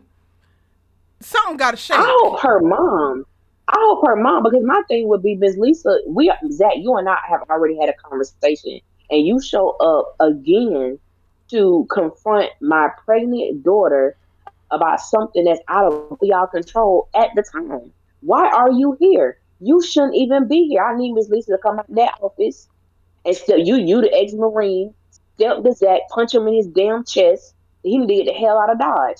Period. You have no right being here. None. No, and I think that's just the thing for me. You come on a day that's special to her. You come on a day that's meaningful. You come on a day, this is blood, sweat, and tears, debt, money, gifts that was given, and you come and you bring this type of energy to her. In my mind, there is no justification or excuse for the reason that Zac is here with this type of energy. She can't give you a DNA test right now, sir. And then my thing is, you could have done anything. You could have texted her as the mama said, hey, Karen, all I want is when the child is born, I would like to have a DNA test. However it may be, but you. And then my thing is, I don't know if you saw the previews, Erica, both of them, the one that came on after the show and the one that comes on later. But my whole thing is that you pissed off because you think that Karen was sleeping around on you. That's the energy. That's why you're pissed. You mad because you think she was sleeping with somebody else other than Aaron. It says that in the trailer. Freak what? Ellie. She was like, you think I? She says, because Karen says, you think I was sleeping around? She says that. So my thing is, Zac, what did you say? What did you say for that to be her response? Yeah, that you hurt by that. That's what you heard about. So let's keep it real, which is why I said I want to touch on the video that you did, but we could do that. No, later. We can go there now. But that's why I feel like we gonna do it now, okay? Because when you pose the question, is Zac still in love with Karen? Because you was reading the comments, and I listened to the video twice because I told you, and I had already told Erica this. I said I understand where she's coming from because I have been back and forth with this same thing. Is Zac still in love with Karen? And I said, I am leaning more towards the fact that he is in love with her. And I think when it comes to Fatima, I definitely believe that Zac has feelings for Fatima, but I believe that Zac has conditioned himself to create this falsehood of what he believes he has with Fatima because it's a sense of punishing Karen. I want you to see me happy. I want to make you think I'm happy. I won't make you think I'm doing so much better without you. I feel like it's a sense of punishing. I think he gets off on it. Because why are you here with that energy when you got a whole ass fiance at home? Who gives a damn who Karen was sleeping with at the time? She went with you. During the time of this pregnancy, it was you and Aaron. That was it. And at the time, she had only had sex with Aaron once. The second time she had sex with Aaron, she was already pregnant. But she only had sex with him once. But you thought Aaron was dicking her down the whole time, and he wasn't. So you went over there and got Fatima and said, everybody who be saying, well, she needs to get over it and she needs to move on. Zac never got over it. Zac never moved on. All he did was slide in some new coochie. When did he move on? When did he get over it? Give me the season and the episode. I'll wait. That's my new response to everything. Give me the season and the episode. I'll go look it up because people be coming without any kind of Period. goddamn receipts.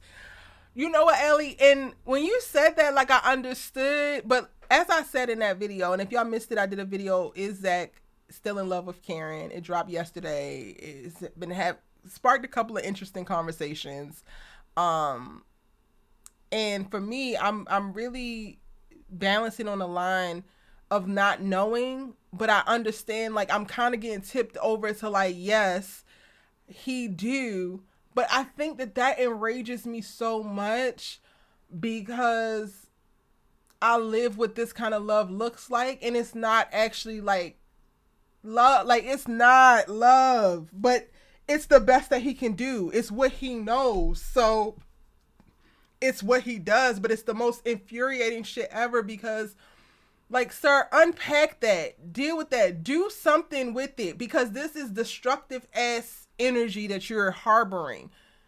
You can love this girl down, but like, stop running from yourself. Stop hiding in this relationship with Fatima. Stop pretending.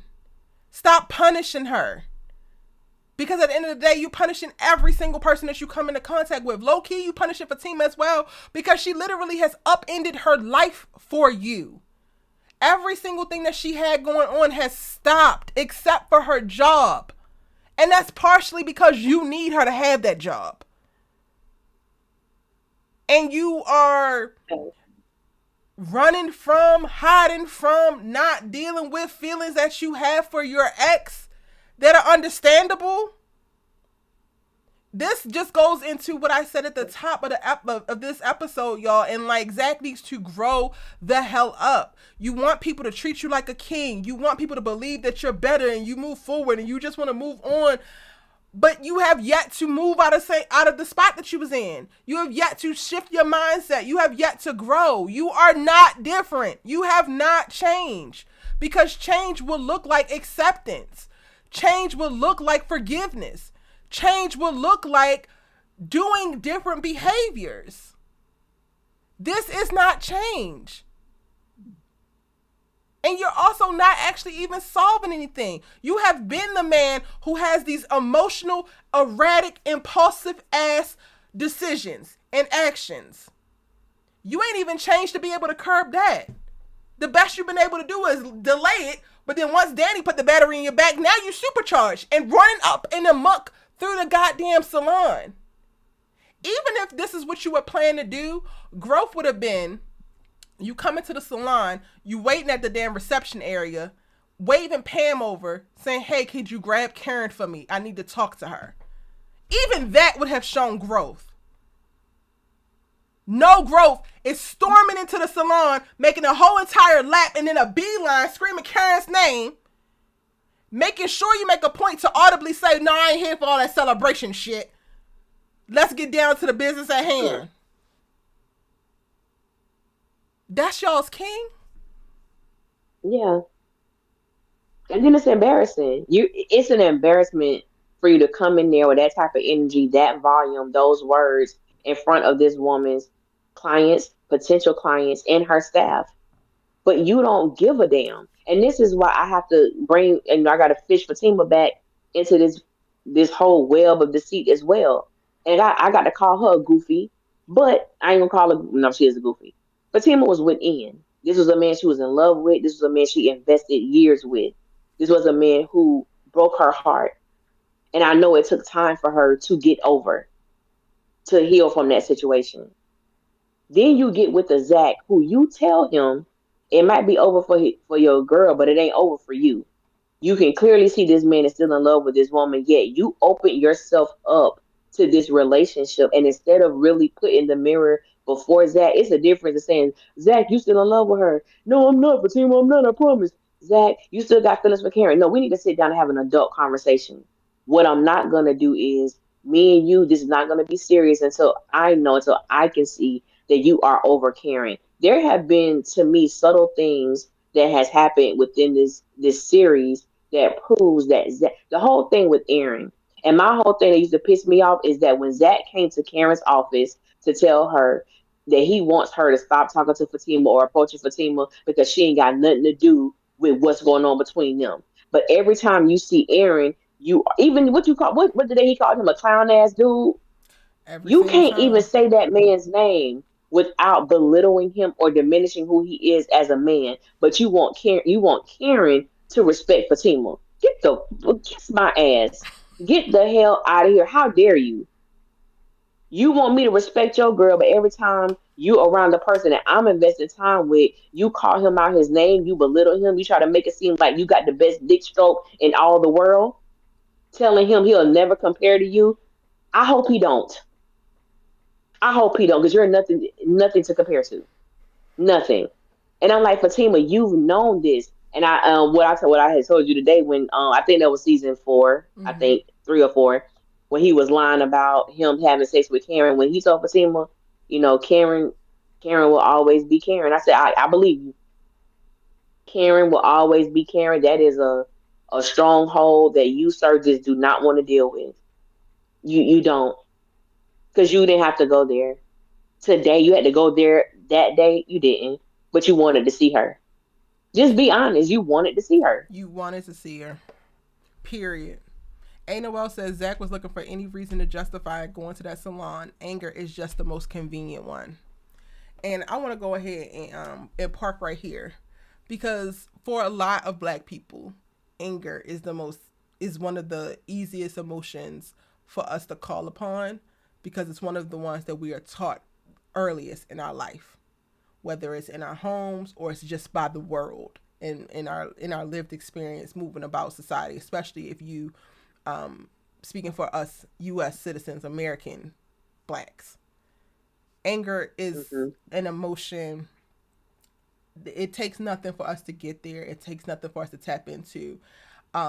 But we're not actually taught what to do with it. So again, y'all are never going to get me to believe that Zac has changed if he can consistently still default to anger, and then now he has not progressed past trying to develop resources for what to do with that anger. We don't even get to see him fully processing his anger. He literally just acts on it. He came in that salon with the same energy that he came in the steam plant with when he put his hands on that girl. Do y'all not get that? Yes.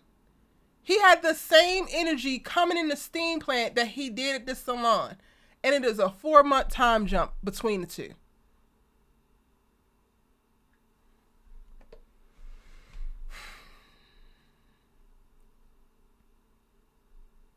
Same energy. Off of something that he doesn't even know is true. Based off an assumption, you come steam plant was you it's this picture you think Karen trying to do something to sabotage your relationship, but she had no idea what you were talking about. Now you're coming into her salon with this anger that you have because of the things that Danni said. You don't even know if it's true, but you coming in there with that type of energy. Well, she ain't even your woman. She ain't even what the and my thing is this. When I be seeing people that be like, well, we don't know who Karen was sleeping with. She could have been sleeping with multiple people. I'm like, let's be for real. Let's be for real. It was Zac she was messing with. Please stop bringing up Rico because he's not even an option. There is no mystery man that Karen was sleeping with because we see this after she found out Aaron was a minister or a pastor. We saw how reserved she was initially not to have sex with him. She wasn't getting none, and it wasn't nobody else blowing her back out at that time. She just wasn't having sex.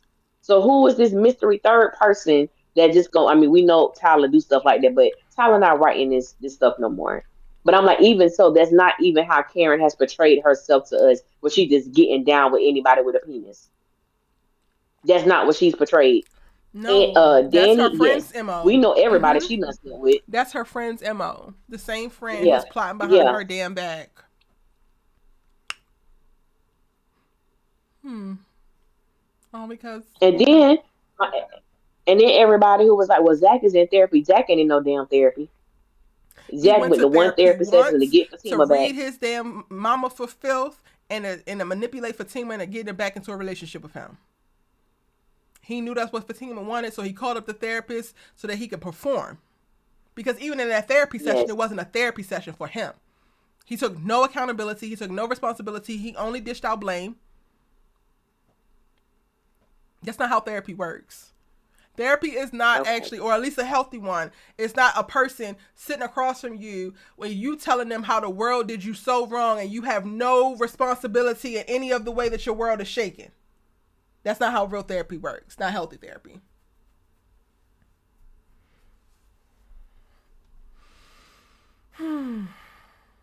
I'm so disappointed in I just want Zac, and I Karen to think get it's some mommy and because me friends. I don't even know if I want her to have mommy and me friends either, but I'm fine with her rolling with fucking Pam at this point. Don't talk to nobody. Leave all these bitches alone. In all honesty, I'm out. I kind of want you to move to DC or something because I'm tired of these hoes. Like, Sabrina over there preoccupied, can point out the red flags and Rich, but still gonna stay with him.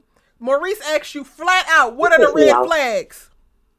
Oh, he don't want to have kids. Okay, girl, what's the problem with that? Well, I want to have kids. Well, you also want a blue contacts. What the fuck? No, I'm really serious about it. So then what the hell are you talking about? If you're really serious about wanting kids, you know that this man don't want kids. You know that this is a damn red flag. Why are we in this damn juice bar? Yeah. That's what got me too. And that's what made me feel like whoever wrote this episode would just drop the ball, because when Maurice asked that question and she said, well, he doesn't want kids. And Maurice was like, well, what's the problem? Or anyone, he doesn't want kids, that's a deal breaker for me. That means that's the end of this conversation. You're 36, you're 36 years old.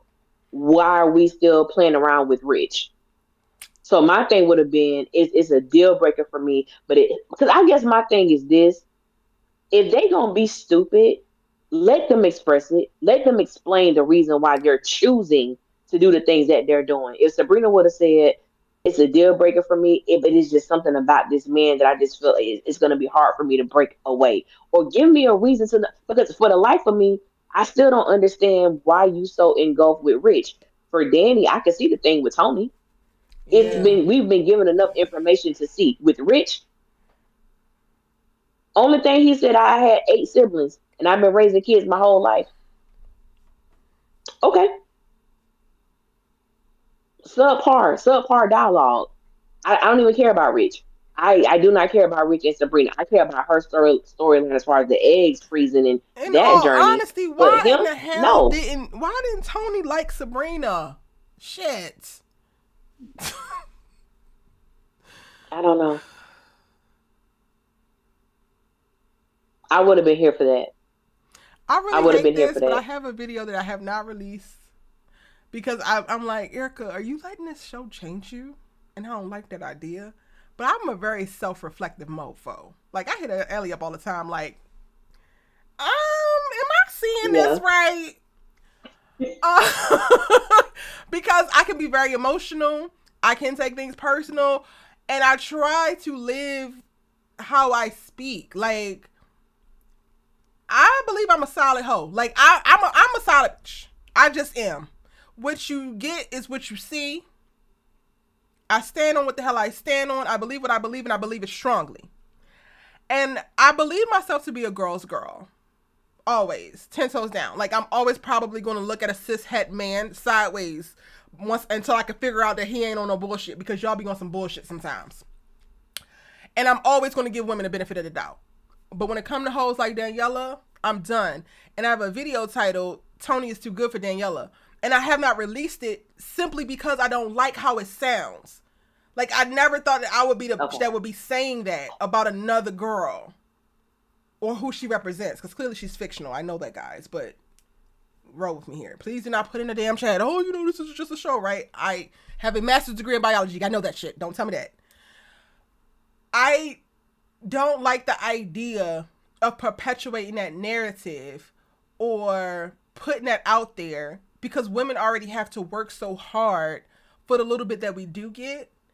And the same way that I champion for, you know, Erin to stay by Karen and continue to invest in her and like show up even though she wasn't top tier, she wasn't at her best, because we deserve that as well. Like, we do that for people, specifically men, and I think that we deserve that in reciprocal. But when it comes to Tony, I I'm not seeing what he getting back for his investment besides some ass. With Karen, there was a clear investment in like her coming out of this would be an upside for you. Like once she's able to heal and move through this and you help her through this, y'all are bonded for life for real, and she's tapped in and you have a asset.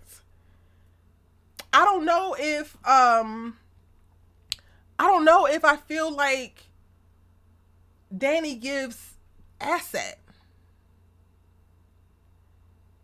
So I'm struggling with it, but now I'm just gonna drop it because at this point, looking at who Sabrina is matched up with and looking at who Danni is matched up with, it feels like it would flow so much better if Sabrina would have just her and Tony would have connected versus her and Rich. And Rich, you could have had all the fun that you liked over at that damn studio apartment. I want you to drop it. I want you to drop it. Go ahead and drop it. But I hate how it makes me like it. I don't know. I hate how I'll be perceived for saying it. Because I do. I judge some of these other reviewers who say the most diabolical about people and don't actually think it through. I don't know. Well, that's not you. I will give us props for that. If we do say something that may seem, far out or whatever the case may be, we have things to back up why we're saying what we're saying. I think just looking at the dynamic between Tony and Danni, it does seem like a mixed match. So my whole thinking is, okay, did y'all put these two together for him to be like a catalyst to be used in Danni's life, even though it's F her till the sun come up? There has to be a reason for this other than the sexual attention or attraction. There has to be more to it because right now he definitely does not benefit from Danni. Even the conversation today, he was like, "You must be tired of your friend." Oh yeah, like it's almost as if her talking to him gave her loose lips, like to reveal what's been in her heart the whole time. You know what I'm saying? And then like you running off, and I'm like, "What you're running off to go to Karen's shop because we see that you're on the couch at Carisha's therapy session." So it's like, and I think even with Danni, I didn't even care about the fact that she came to the realization that, dang, maybe I said too much. No, you knew you was wrong when you was saying it because that's how you feel. And like I said, how you feel is how you feel. Just respect the fact that you're not Karen's friend and carry on like that. So don't go to her house. Don't check on her. Don't call. You're not her friend. And let's leave it at such.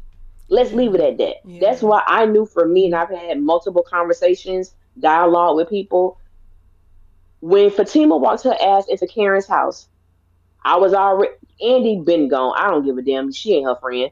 I was like, you know what? All three of y'all on the cuff of me not giving a damn. When they were at brunch, that was the end for me. At that point, even though we've all said many times before, these women don't act like friends. They definitely don't act like sisters. And it was one person I was engaged with, and I was like, the thing about it is, people can say what they want to say about Karen. Karen has never betrayed them. Based on what we've been shown of Karen, none of us would ever expect Karen to be at brunch with her friends, ex man's new chick, and discussing their personal private business, whether it's in joking form or whether it's serious. That is something that we will never ever see. When I look at Sabrina, when I look at Danni, when I look at Andy, these women sat there and had a conversation with Fatima about Karen. There are no words you can say to me that would make me think y'all are her friends. Period. And the fact that Danni would say she's hard, Karen is hard to be friends with. She my girl, but I like Fatima. We've only hung with her like once, twice. So I'm supposed to think out of 20 plus years of friendship, you've hung out with Fatima once or twice, and she has the power to make you not be loyal to your friend. Danni, kiss my ass. Because what kind of person are you to even say that? 20 years of friendship. I was me and my friends, Lord, show my age, but me and my friends next year will be 20 years that we met each other in college, our freshman year in college. I can't imagine when you're talking about having sisterhood, having a unit. I cannot imagine talking about them to anybody in a derogatory way.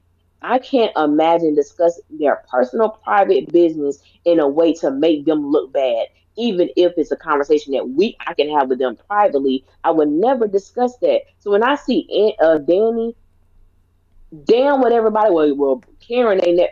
I don't want to hear none of that. Karen has never talked about them and exposed them like we saw them three heifers do. That to me was diabolical.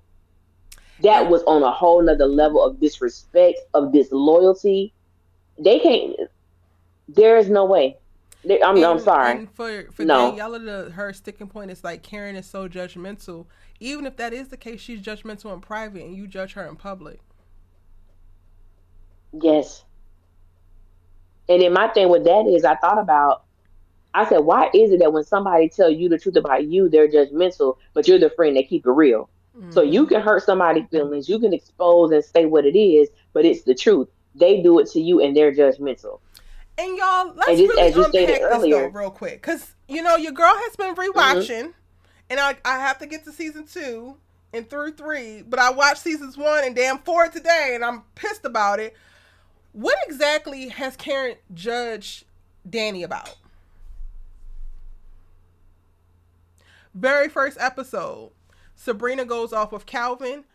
Gary comes and picks up Andy.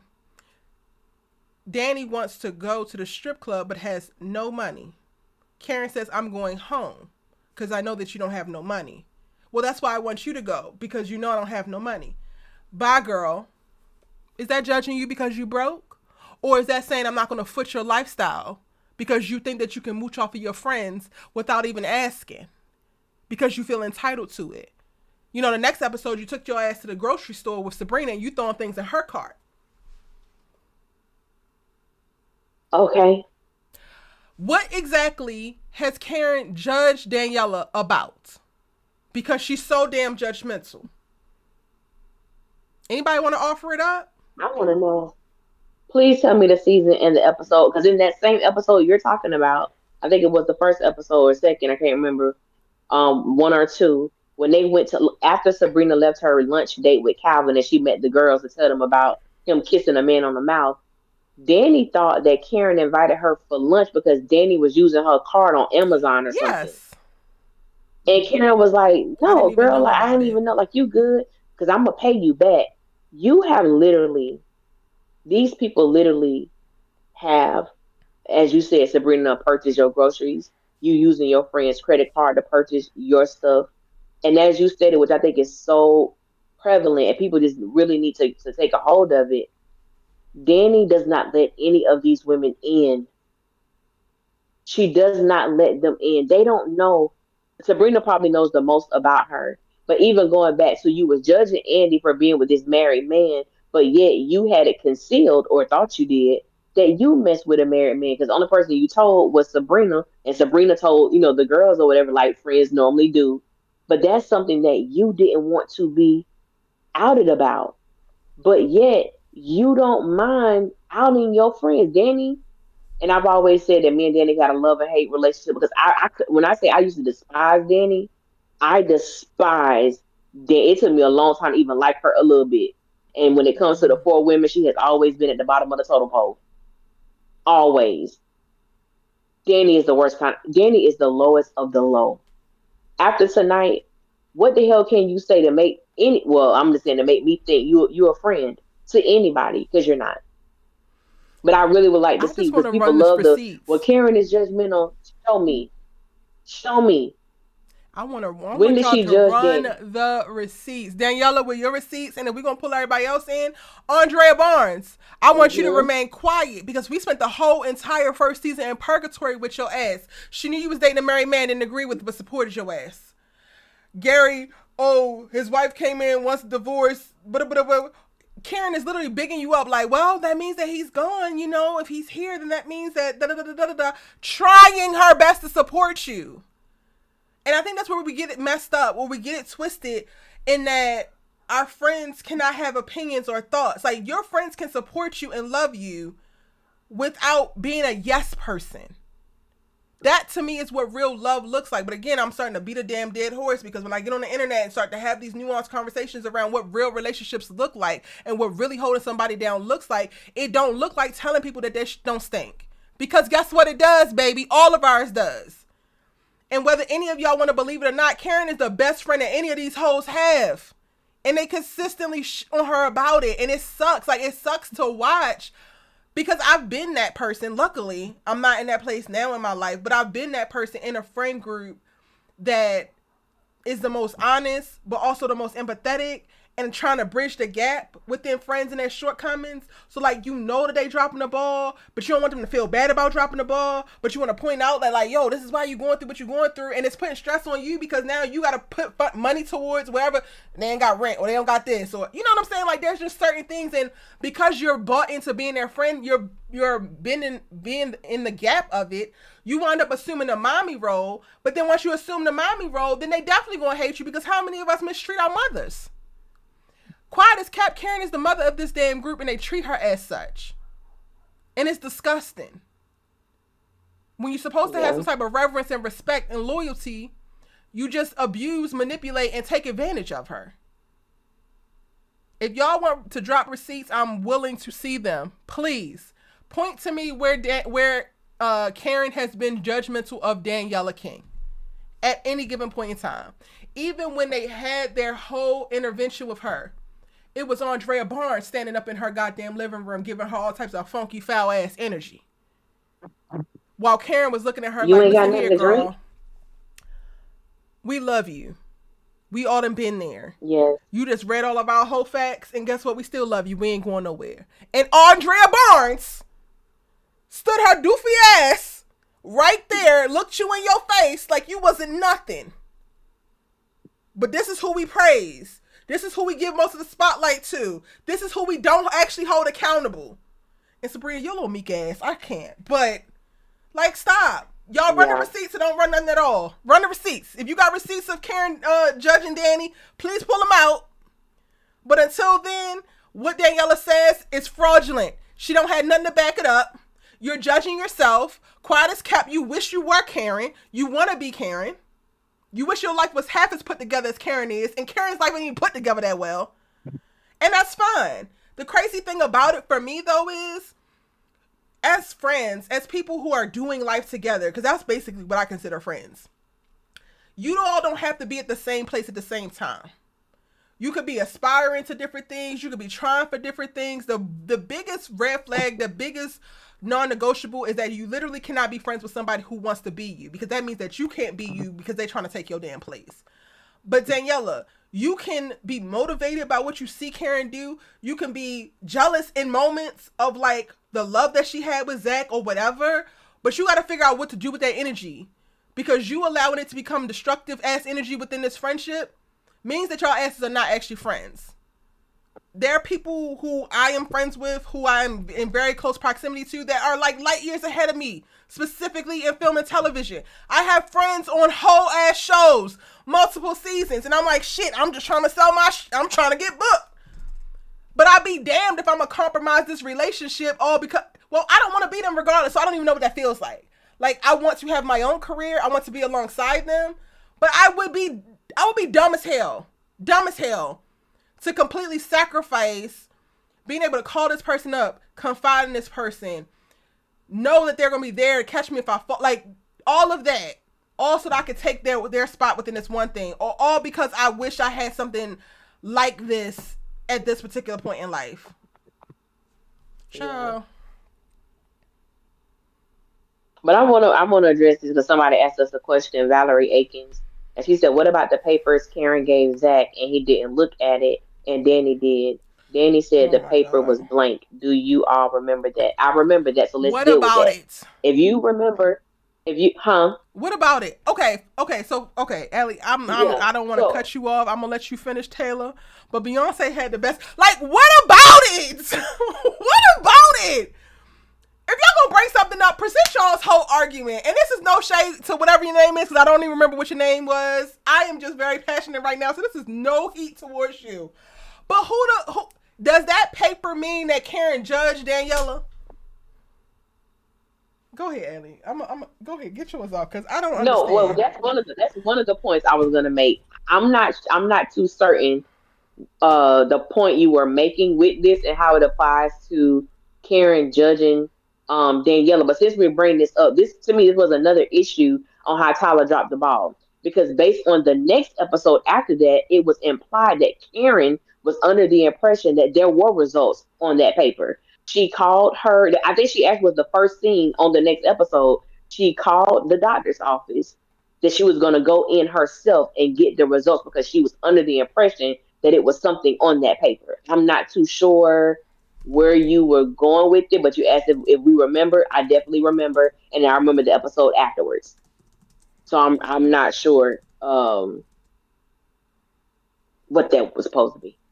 I'm just we remember, and then we remember Karen calling Can you because she elaborate on wasn't expecting that what the paper to be blank piece blank of paper either. proves?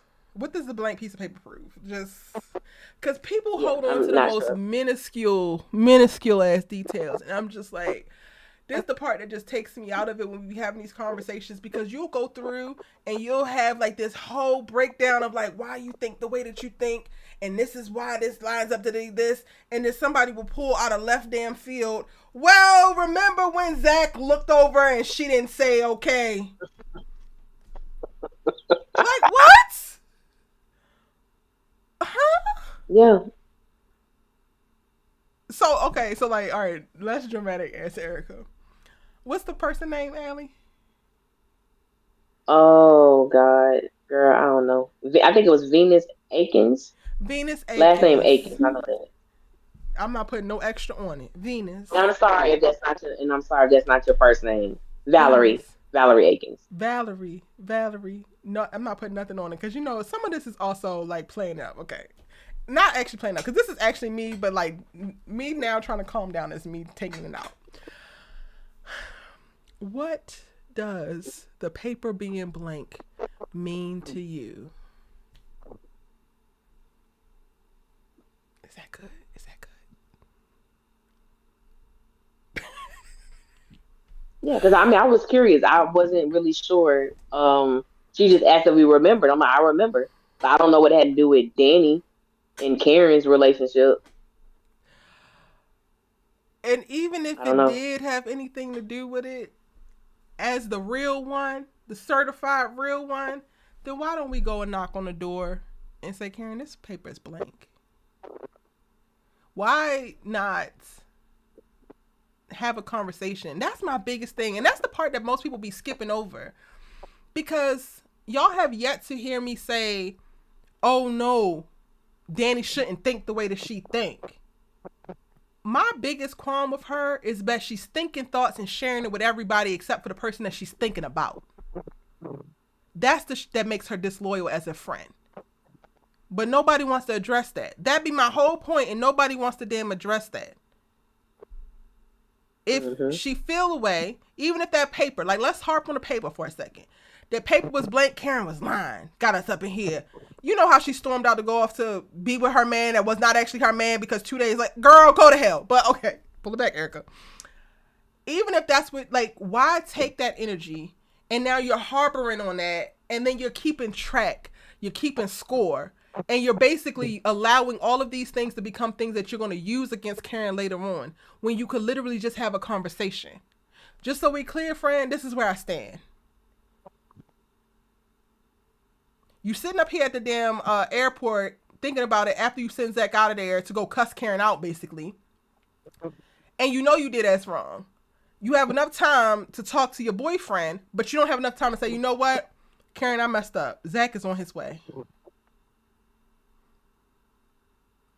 Yeah. That's the stuff that y'all not addressing. That's the stuff that people who want to stand Daniela down and Daniela, she right. She not. She could be right in thought or she could have a right to what she thinks, but the way that she handles it is she's not handling these things as if she's a friend. She's handling these things as if she's an op. Which makes you what? An op. If it walks like a duck and quacks like a duck, it's a goddamn duck, y'all. Jazz, she commented to her, so her boyfriend that she's insecure about her weight. Yes, she eats everything. Depends on the context. Zac was being messy telling Danni because I'm quite sure he commented. Yeah, so somebody brought up, didn't Jazz said it. Didn't she say something about Danni? Wait, is that what your comment says? I pinned it. Um Yeah, and I yeah. responded, I didn't think that she said something. I think that that's when Zac said that the girls were talking about her. And then he was, high or whatever and like muttering off what he had heard.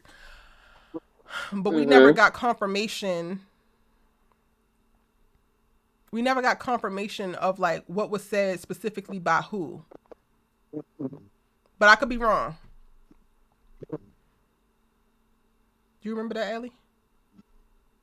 I want to say that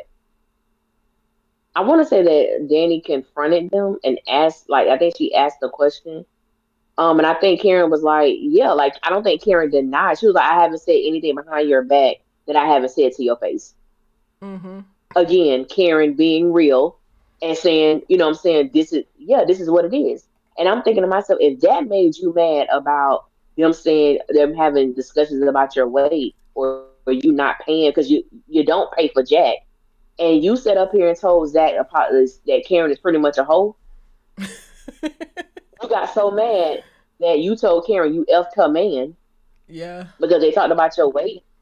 But you sat up here and called her a hoe, and the fact that she liked big black penises, and that she'll basically F anything in sight, and that it could be multiple people more than Aaron and Zach who could be the possible Wait, she father of said that all child. that, Ellie? I think I blacked Then you out. can I jump think I in blacked out. Did she empty say all pool, of that? sis. Huh? She said all that? Yeah, because she was like Karen like big. I think it was BBD, big black icks in college. Basically, she was implying Why did that I Karen think that was a she hoe in said college. big BDE? I thought she meant big energy. Oh, I think I really blacked out. Once she started going No, left, I was like, "Oh God, help me! Don't leave. I don't want to leave my yeah, body." I think yeah, Oh yeah, I think wow. she said BBD, big black, and he was like, okay, I get it. That's my baby mom's you talking about. Well, you really don't know. I said I think okay. I checked I'm out, like, I'm done. bro. I'm done with Danny. I think I really checked out because I don't remember that. Damn, it got worse. The pressure Yeah, is girl, getting worse. that's what she That's what she said. That's what she said. Yes, honey. Yes, Erica, she said all of that about her. What? I don't know. I already did my breakdown. Now I'm gonna put a camera on myself when I watch this because I think there's certain parts where I'll be like self-preservation. So once I start to reach the capacity, my body be like, nope, nope, we about to overeat. Nope. Wow. Yep, yep, yep. Okay, Carrie Marshall says, let's talk about the blank paper. If Karen was trying to prove that Zac was the father, do you actually think she would have gone hard to show a blank piece of paper? Thank you. That's always been my argument. With a house full of people, Karen is going to embarrass herself knowing that the paper is blank. Come on, come on, come on. Y'all, don't go get That's Danielle been my out the argument trash. We're the not done entire with her. time. Mm-mm. Daniela, count your days, ho. Count your days. Okay, Yeah. I really feel like Daniela is gonna have me in a whole season of like Erica hates women, and you know what? I'm just have to make peace with it. And Cause you we gonna know let these what? videos And if they fly. say that is what it is, if they say it's what it is, because my thing would be to me, Danny, and we gonna just look. If we just take season 7, let's just say we don't even include anything else. If we just take these 4 episodes, it is clear as day. Danny does not like Karen. Danny is not Karen's friend. Danny does not wish Karen well. Danny does not want the best for her. I don't know what else Danny can say to prove that point anymore. When Mm-hmm. Tony asked her, well, do you think you could be the friend that your friend needs as well as being cool with Fatima? And she basically said no, because we're gonna have to choose. Who's make choose what? You Fatima ain't your damn friend. I What li- the fuck? Excuse me. If What you the a hell are you member, choosing? if you a member, you should be on my close friends on IG. And I literally, in the story, said, how the hell do you choose between options if you already supposed to have made a choice? This is your friend of 25 years. That's a long time. Period. It's probably been about 15. It's been 15 years. At least 20. At least 20. Because if they met in college, let's just say they met freshman year. If they met in college freshman year, you're going on 20 years of friendship, ma'am. 20 years of friendship.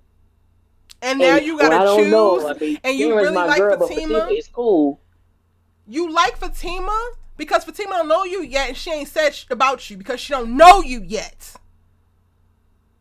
Because to know you is to see your bullshit, Daniela. It's very easy to befriend people who don't know you and who you keep at an arm's distance because you can be whoever you say you are to them because they don't actually know you. It's easy for you to have a problem with Karen because she actually knows you and can see through your bullshit. So it's very easy to be like, oh, Fatima is a cool chick. But you also understand that they get on the wrong side of her. Now I get it. She going to bat for Andy. Maybe her little car is full of needy ass hoes. She don't have no more room on the bandwagon for needy ass hoes. Andrea Barnes is taking up as much space as is left. So there's no room for you.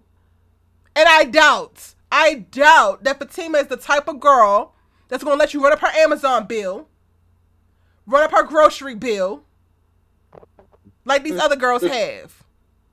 So are you still going to like her then? When she's saying, girl, where your money at? When she's saying, girl, I'm not getting brunch this time? When she's saying, girl, you need to stop smoking weed? Because that's all that the girls have ever said to you. And none of that feels too damn judgmental. You can't make your rent, you can't buy groceries, but you have weed all the time. Sabrina said that to you in season 1. You need to prioritize your money. That is not judgmental, that's the truth.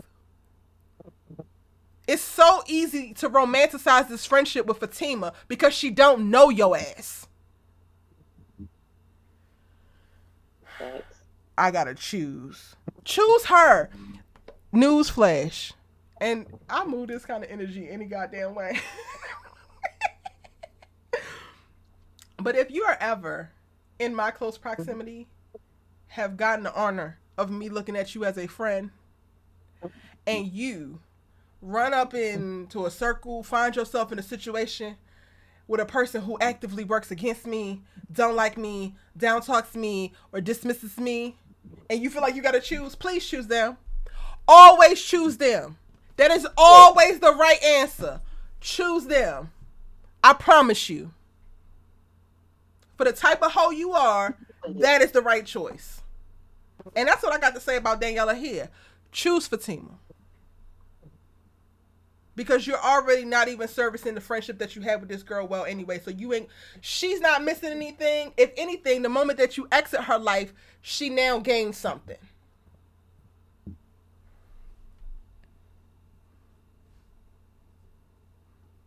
She gotta choose. Daniela strikes me as that wish she was popular so bad.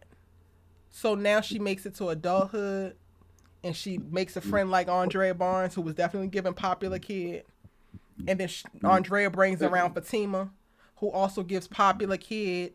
And now she wants to be down because always, her entire childhood, she wished that she was popular. Her desire or her desperate need for therapy is jumping off of her. And I don't want to advocate for throwing anybody away, but Daniela is the perfect personification of the friend that you drop. She's a seasonal friend. Best of luck in your next friendships. Go ahead and work out whatever you got to work out, but I'm good. Yeah. Sometimes you just gotta. I'm one of those people where I'm not waiting for you to make the decision. If I already see where this situation is going, I will. My mom used to always say, take your big hurt now, just get it out the way. When I see where this is going, it's like, you know what, I think it's best that you and I just part ways. And when I say part ways, I mean indefinitely. I don't call you, you don't call me, I won't check up on you. Please don't check up on me. And that's just what it is. I love you, but this is not going to work. And you just end it. And I think with Karen, she's gonna have to come to a lot of personal realizations and do away with it. Do especially with Danny. Andy Andy would have been gone a long time ago. And for me, this is because my whole thing is I want to know what the writers are doing, because this is the second time that a battery has been put in the back of somebody. Prime example with Andy and Fatima. When Karen is your best friend of 20 years, Fatima she made you promise not to tell Karen about this picture, and you promised you wouldn't say anything. Now we got Danny over here. You whispering sweet nothings in Zach's ear to go. You better not walk but run and demand a DNA test from Karen. So it's the second time you sending somebody her way, unbeknownst to her, about a situation she has no knowledge of. Who's next, Sabrina? And when people say, and I saw somebody in the comments, where they talked about like a lot of people feel that we're biased towards Karen and don't hold her accountable. My thing is, when Karen does something, she's held accountable, but Karen corrects her stuff at that moment or either the next episode. So what can you hold her accountable about? And She's pregnant. She what don't know she who the doesn't father hold is. herself accountable for in real time, she suffered consequences for. That is also a form of Yes. accountability. Suffering consequences is a form of accountability. The rest of these characters get to run a goddamn muck. What consequences have Daniela faced for her disloyalty, for her manipulation, for her entitlement, for her disrespect? She has experienced some traumatic moments, but those are not, to me, consequences of trifling ass behavior that she's had towards these friends. In all honesty, she's actually kind of been rewarded, because you sit up here coveting the relationship that Zach and Karen got. You low key coveting what the hell Gary is giving to Andy financially. You coveting what Sabrina and Calvin got, which is why you also help sabotage that. And then you get rewarded with the most well-adjusted, mentally stable man in the whole damn show because Aaron gone. How the hell that works? Mm-hmm. That ain't the way I know karma to work. But go ahead, Allie. I just wanted to point that out. Of like, either she holds herself accountable or she suffers consequences. Period. And my thing is, I really want to know, like when people say that, I want to know what you want us to say. I'm curious, and it goes back to when people can make statements, but you don't really go there with it. Like if we talk about somebody, we have laid out all the facts with this whole Danny situation. Yep. We've laid it out. When it comes to Karen and her situation, what do you want us to say? And I know the only thing that people really bring up is how she treated Fatima. When she would go to Fatima and I said I never said that Karen was right for how she approached Fatima. And I always said if I was Fatima and Karen and I had a Karen like that, I would have popped in her mouth a long time ago. That's just me. My whole thing also would have been I think about the intent. In the episode I can't remember that you was watching when Fatima and Zac slept together in the hotel after he lied. 19, They literally just pulled themselves out of her. And she talking about something, every time I think about you and Karen, I just get so mad. That's the energy that Fatima has had. That's the energy that she has been carrying, whether you keep it dormant or not. That's what she has been possessing this entire time. Now, whether she lets it reveal itself in front of Karen, and the thing about it is, we don't see it all the time manifest with Karen. We see it manifest with Andy when she's asking about Karen's mental state, when she's saying certain slight and slick remarks to Andy concerning her best friend. So it may not come out with Karen, but it comes out with Andy. And I said that's the one thing I can always respect about Karen. She ain't phony. It is what it is, whether you like it or not. She lets it be known. With Fatima, I'm gonna say it to Andy. Well, speaking of Karen, what you gonna do? Is Karen gonna be there? What was Karen talking about? Why? That's none of your damn business. And leaving the dumb drip Andy over here gotta reveal everything to you. Why? I'm not gonna sit here and talk to you about my best friend. Period. I saw people throwing Angela up under the bus. I guess Fatima is showing on BT. They was throwing Angela up under the bus when she had that picture. I guess that Belinda sent her. Oh, she's a horrible friend. She's this and she's that. She literally almost did the same thing that Andy did. Y'all crucifying her on the cross, but because it was Fatima, Yep. Andy gets off. Make sense to me. And my whole thing has always been, as somebody told me on Twitter yesterday, was good for the goose is good for the gander. And I agree, sis. But my thing is the same thing that y'all want to hold Karen accountable for, crucify her to the cross for. Fatima can do the same thing and it's always justified. And I'm just not a Fatima ass kisser. So the way I call out all the other girls, I'm going to call her ass out too. Because Fatima is around here acting like a big goof troop with damn Zac. But she comforts him. She speaks life in him. She lifts him up. All Karen ever did was abuse him, put him down. You don't even believe it. He was with that girl for 3 years. He don't look like he missed a meal. And the only money he ever gave Karen during that time was half of the security deposit to move into that apartment. And won't take them damn 3 checks to the mirror. In 3 years, 3 checks, you can keep them. I'm good. I'm like, so let's not act like Zac was, come on. He was pure shit when he was with her, and he's pure dookie now. Let's not act like he's doing something so great. No. Ooh, child. These next series of videos is coming out in this next week. Y'all give me till next week. I guess I'll calm down by then, because I have nothing but ether. I have nothing but ether.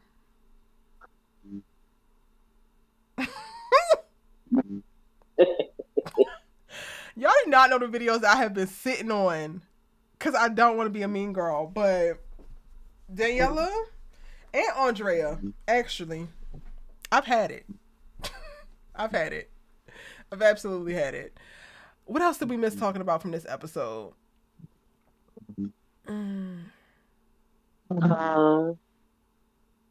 Okay, on my phone because I had to take notes because they be hopping around and all that.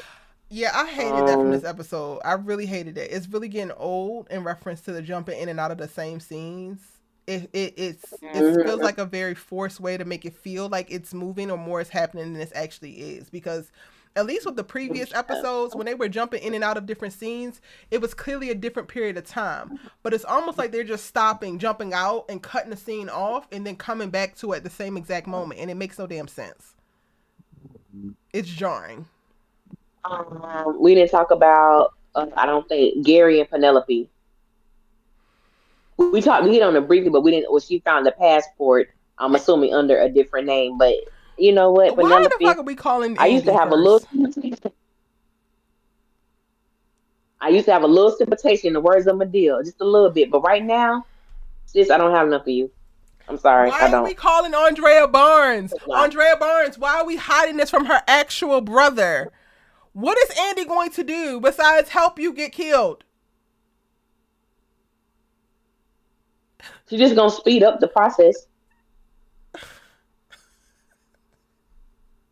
She going to speed up the process.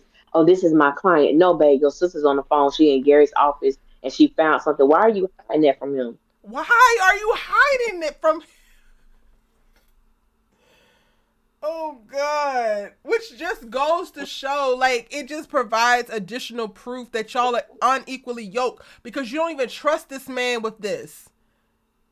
Women who feel safe with their man tell their man things. Hint, hint. I'm trying not to take a subliminal ass shot, but I'm gonna take it. Fatima. Women who feel safe in their relationships share things with their man. This ain't about Fatima. So back to Andy. Why are you hiding his sister from him? Oh. What his sister could be going through from him? Gary's living 2 different lives. You already know that. You knew that 3 months ago. When you sat your ass with a calendar in Andrea Barnes' office. Penelope, I'm going to need you to get with it, babes, because you're giving slow. You're giving slow, honey. You need to get with it, honey. You are with a menace. The spark notes have already been provided for you. You have 3 months to process the demon that is Gary Borders. And now you're sitting here calling Andrea Barnes. You better call Tyrone. Girl, call somebody, anybody but Andrea Barnes. The hell she gonna do for you? That's what I said. I said when she got on the phone, why the hell is she calling Andy? What is Andy going to do? Like, for real, what is Andy going to do? And then, as you just stated, you've had 3 months. It's been 3 months. You already have come to the realization of who Gary is. On top of that, you had the calendar. On top of that, you found 2 other women with the same exact engagement ring that you and Andy had. What else do you need to process? Talking about, I don't want him around my kid. You could have been left him, ma'am.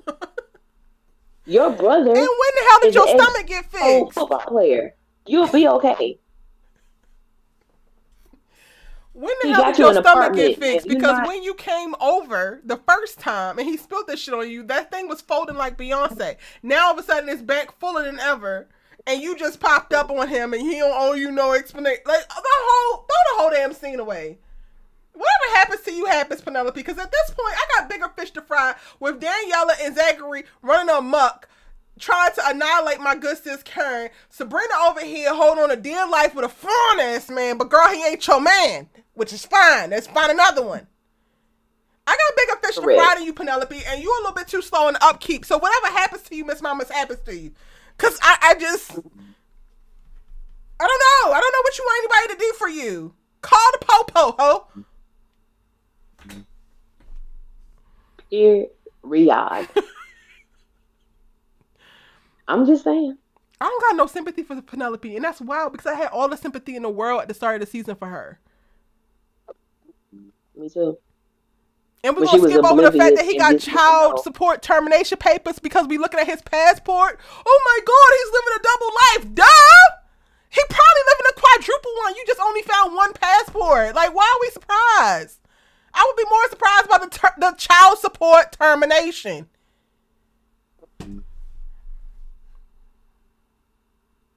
I don't even understand why oh my God, he's living a double life. Okay, so he's with you and Andy. He was with you and Andy, that's double. He was with Jasmine, that's triple. And then he got 2 other women he's engaged to that we know about. On top of that, he was just calling a chick trying to book her a flight to come visit him on till he was gonna put her on first class. That's 6 that we know about. The girl that Robin had the threesome with, Gary was boning her too. That's 7. Then Gary was on the phone with a chick telling Andy, she want me to be with her, but I just keep coming down here to your dumb ass. That's 8. There are at least 8 women in Gary's orbit. And you talking about he living a double life? Penelope, get the hell out of here. Get the hell out of here. Take you I'm sorry. Pink ass church dress and your baby. If it is actually a baby, I guess we got the confirmation that she actually is pregnant. So, okay, girl, run. You've seen enough. Run. I ain't got enough for you. Well, call Fatima. Everybody else is. Girl, why would you say that? Call Fatima. Penelope, you calling Andy when you need to be calling Fatima. That's the Avenger. Instead of Jarvis, she got Madam. I can't. Why did she hop on the phone with Andy before she took a photo proof? You think that Gary knew, Allie? Oh, Allie popped off real quick. Hold on 1 second. No worries. Thing went out. A. Noel says Andy has always been jealous of Zac and Karen's relationship. She wants that kind of love for herself, but don't know how to give it. That's why she rooted for Fatima to hook up with Zac. Damn. That's real.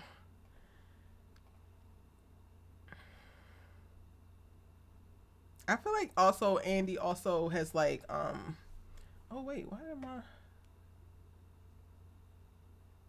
Oh, that changed. Okay. My Bluetooth went out. No worries.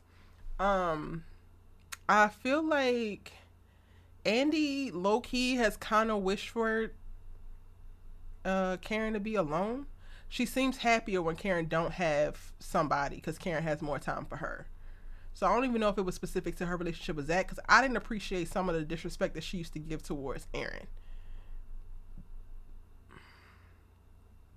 Very disrespectful. I think about the episode where Karen had her first nightmare after Zac was stabbed, and Aaron was there. He was sleeping on the couch, and he ran into her room, and that's the same night that Andy had sex with Paris. You come over into Karen's house. You was very dismissive to her the night before. You came over to Karen's house. Aaron was getting ready to leave, and he was like, "Oh, hey, Andy. Hey, Aaron." It was just the energy that she had after you done got your back blown out on somebody's mama couch.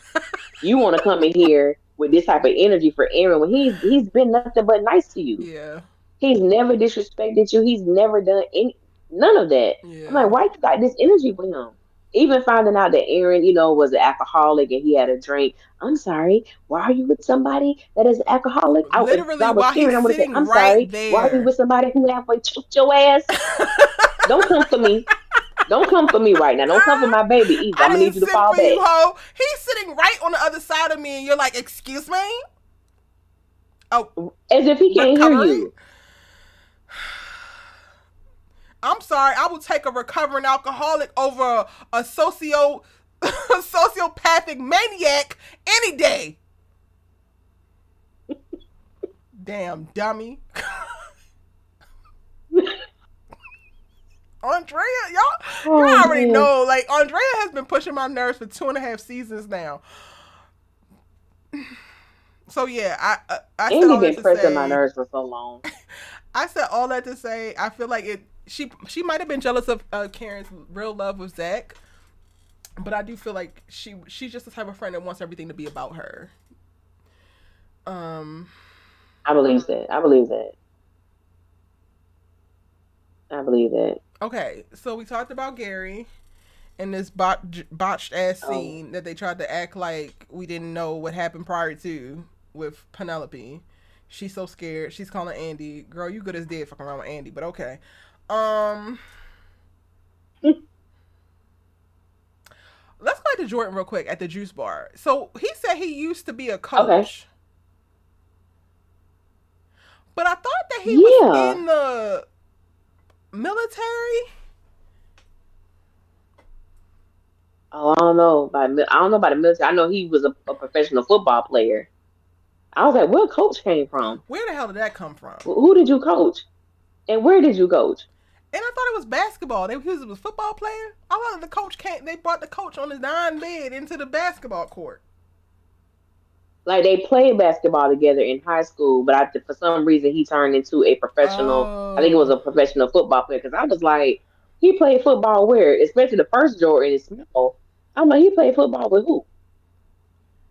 No, because I think the guys are the ones that said they were telling Sabrina and Danni that he was a professional football player. And I was like, no, I'm sorry.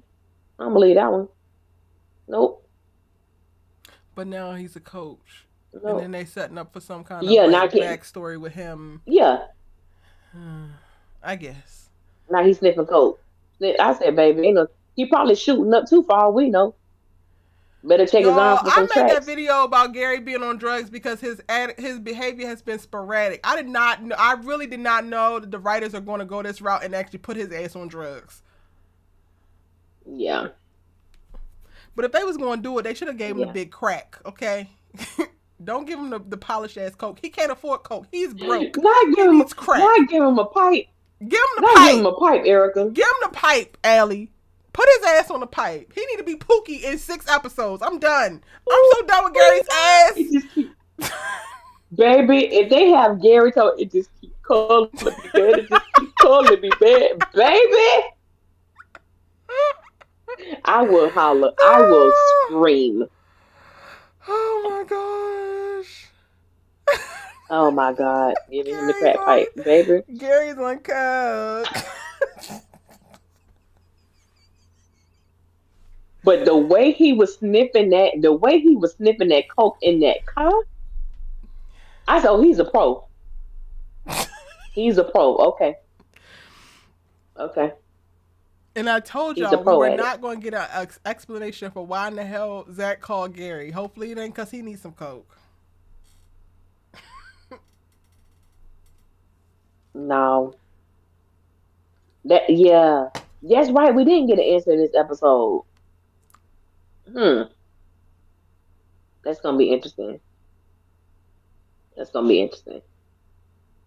Sierra says, also side note, I don't like the fact that all the sisters met men that were friends and they're still with the three men 3 months later. It's so unrealistic.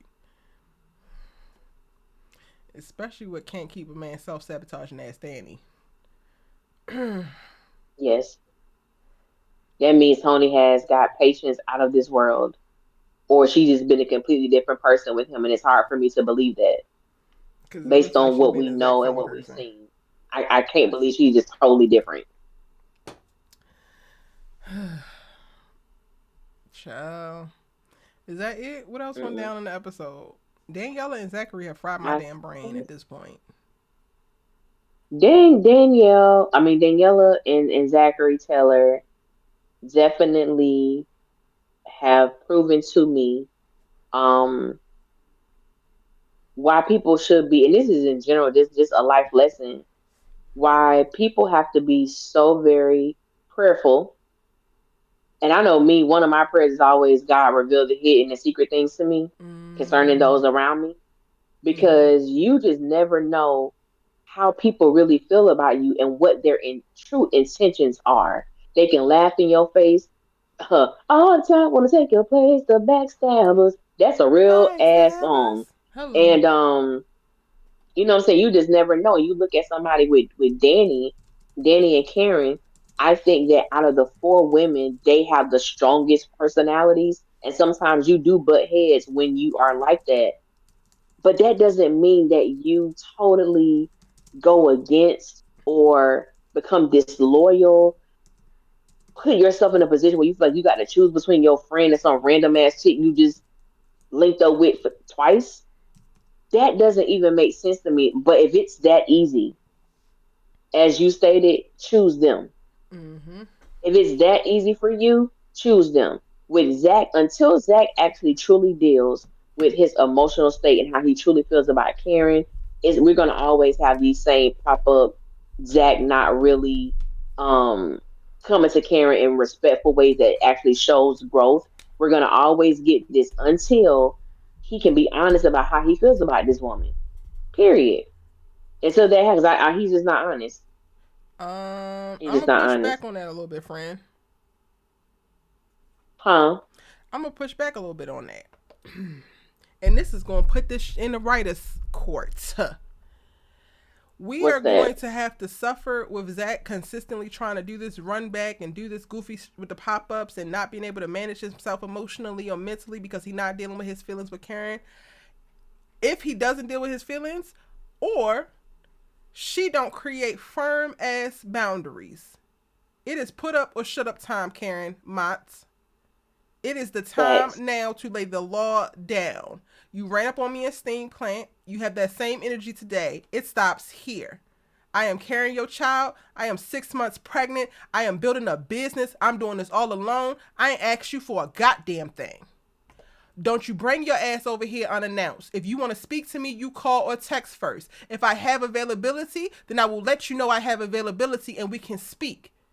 You do not come into my shop hollering and screaming. You do not come into my shop making my customers feel uncomfortable or my employees feel uncomfortable. You do not demand things of me because I owe you absolutely nothing. There's no amount of love in the world that's going to keep me in a place that allows you to consistently continue to disrespect me. I have not disrespected you. It has been at least 3 months and I have actually seen you. I have not called you. I deserve the same respect. If you cannot find it in your heart or your mind to deal with that or to do those things, then you need to get your ass on my block list. Is that what you want? You don't want to be blocked? Okay. So what's the rules again? Okay. So why don't you leave out of the salon? Text me the time that works for you tomorrow. I'll see if it works for me. And we can discuss an arrangement. Nigga.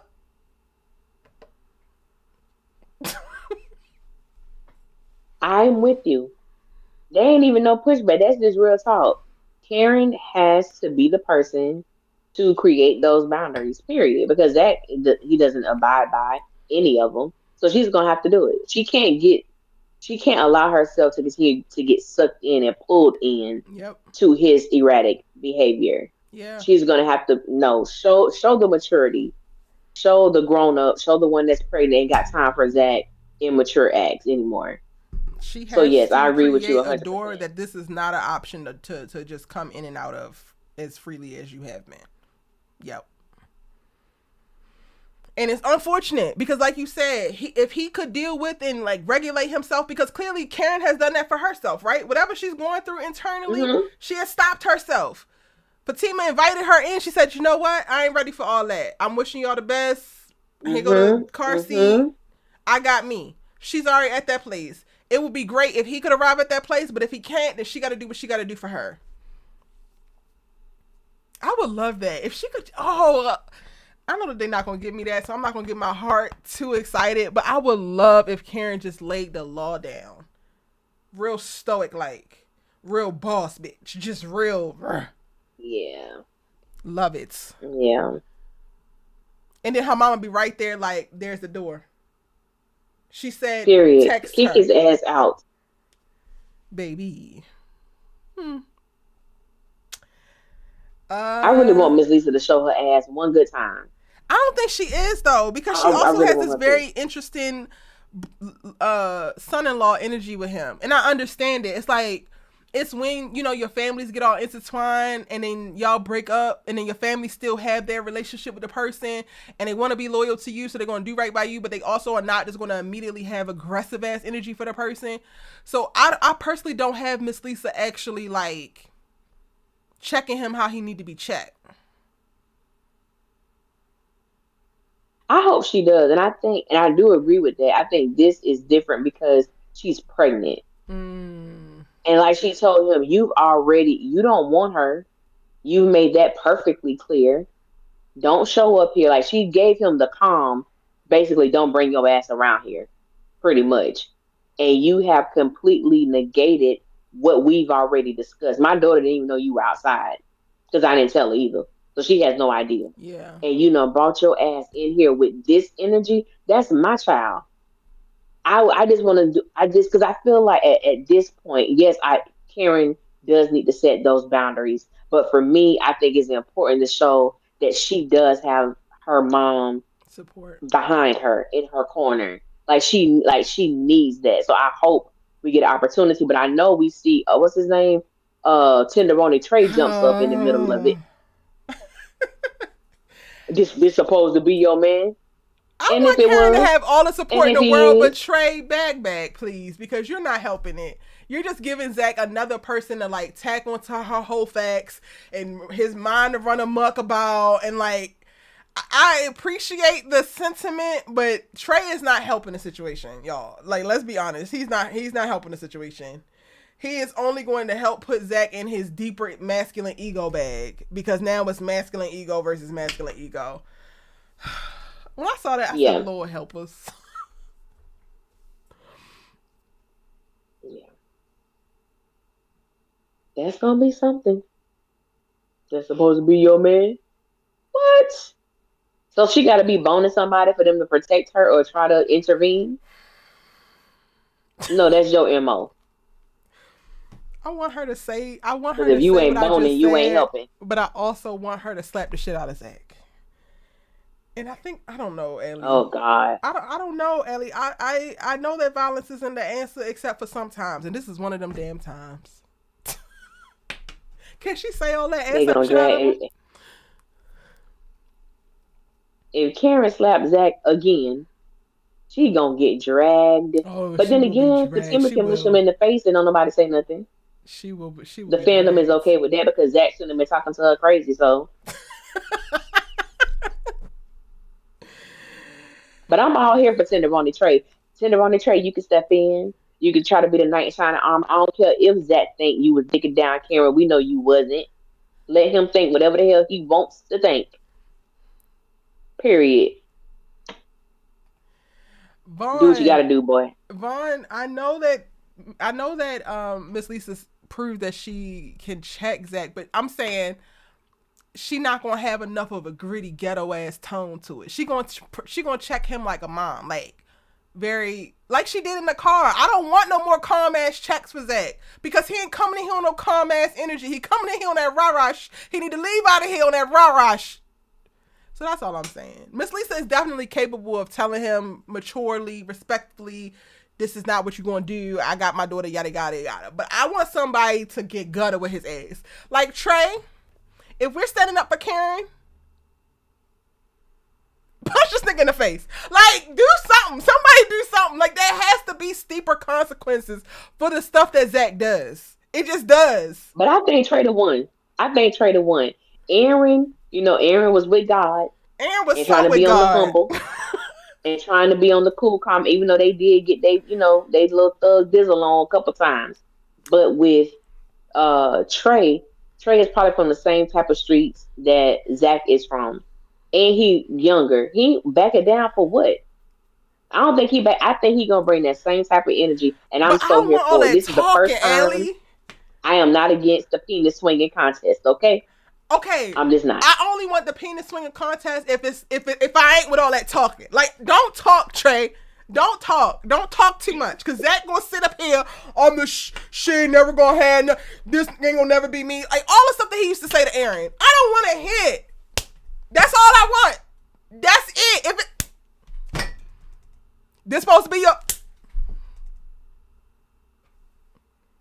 I ain't with all that talking. I know he ain't with the robber. I don't think Trey gonna put hands to Trey's. He on the clock. He in his work shirt. But I think as far he ain't gonna back down. He ain't gonna try. Well, we just need to try to resort. No. So what you want? What you want, son? What you want, bro? I'm ready. I'm ready to see it. I want Zac to get that same energy that he be trying to get. Ain't nobody scared of your ass. Nobody's scared of you or your girl. He got more wind in you. That's it. Maybe that's where I'm at too. Nobody is scared of y'all. Period. Enough. Big bad Tima got you thinking you big bad Zac. You get your ass bust.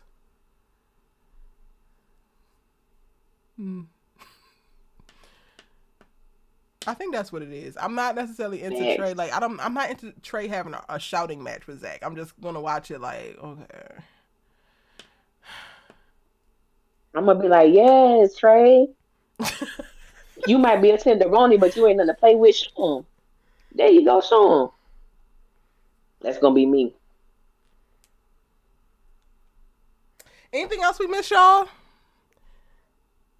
They tried that with Paul, and they still let Zac headbutt him. But I'm with you. Exactly. I'm tired. I was so pissed about that. I am tired. I am so tired of it. Paul, that made sense, but Zac still getting the last lick? No. I ain't for all that talking. Somebody just popped this nigga in his mouth. He deserves it. Shit. He does, Ellie. Like, I wish I was there because my ass would do it. I would get my ass beat, but I would swing on him first. I'll tell you that. I'm fine with it. I'm here for it. But Karen just opened her shop. I don't need y'all to be fighting in this girl's shop. Take it outside. Or Tenderoni Trey, stand your ground until Zac leaves. I have a feeling Zac is going to leave before Tenderoni Trey does. That's true. Don't break up her Get the hell out. True. Okay. Yeah, don't break up her nice stuff. That's fine. Anything else we missed, y'all, that we need to talk about before we get up out of here?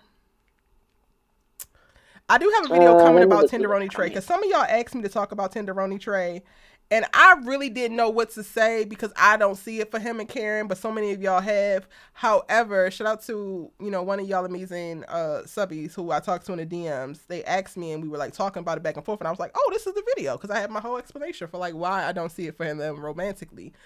So that video will be coming. Tenderoni Trey, we appreciate you stepping up and your interest in Karen, but as a romantic partner, Tenderoni Trey, your girl Allie Nick appreciates you, baby. I hope you come to serve whatever purpose you supposed to serve, because my man said he's looking forward to defying all of Karen's expectations. I said, oh my God, let's go. No, Allie. Talk that talk.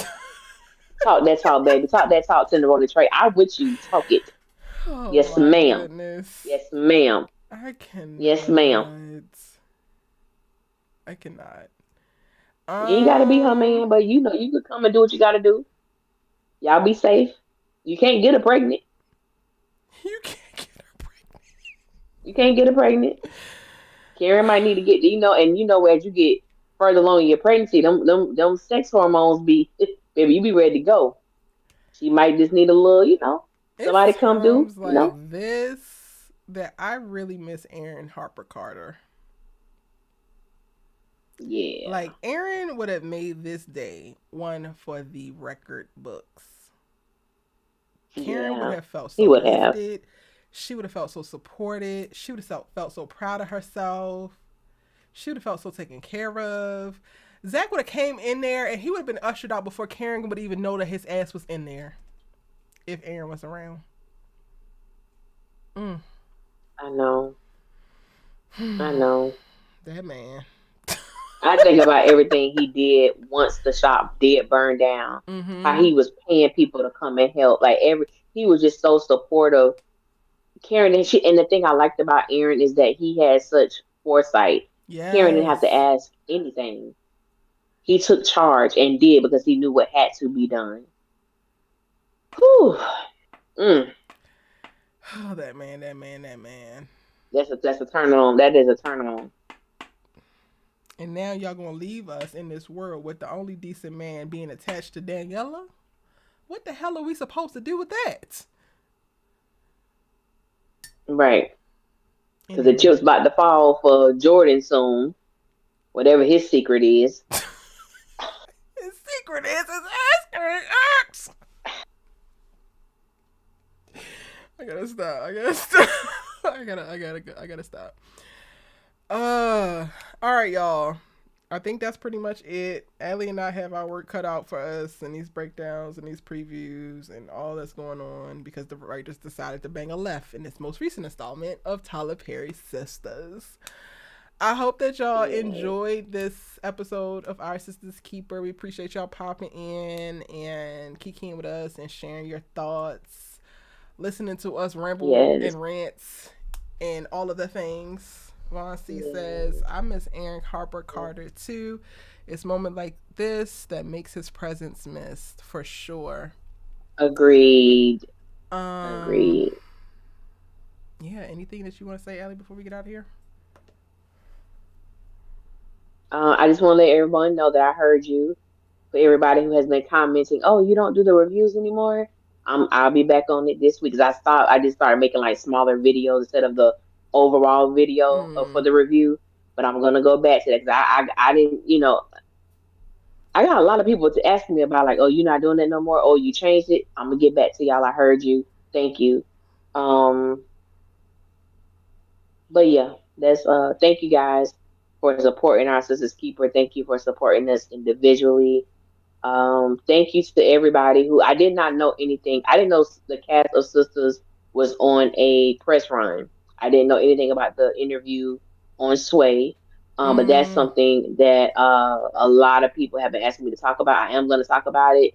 Um, and I think everybody who sent me the link, it was I'm sorry, sis. You know who you are on Instagram who sent me the link to the interview because I knew nothing about it. I have listened to it in detail, in full, and so I will be baby, I talking didn't about it. finish So it, but yeah, baby, when I say Ebony was the perfect choice for Karen, I don't know who would have yeah, stood well over this girl like Karen, like Ebony has.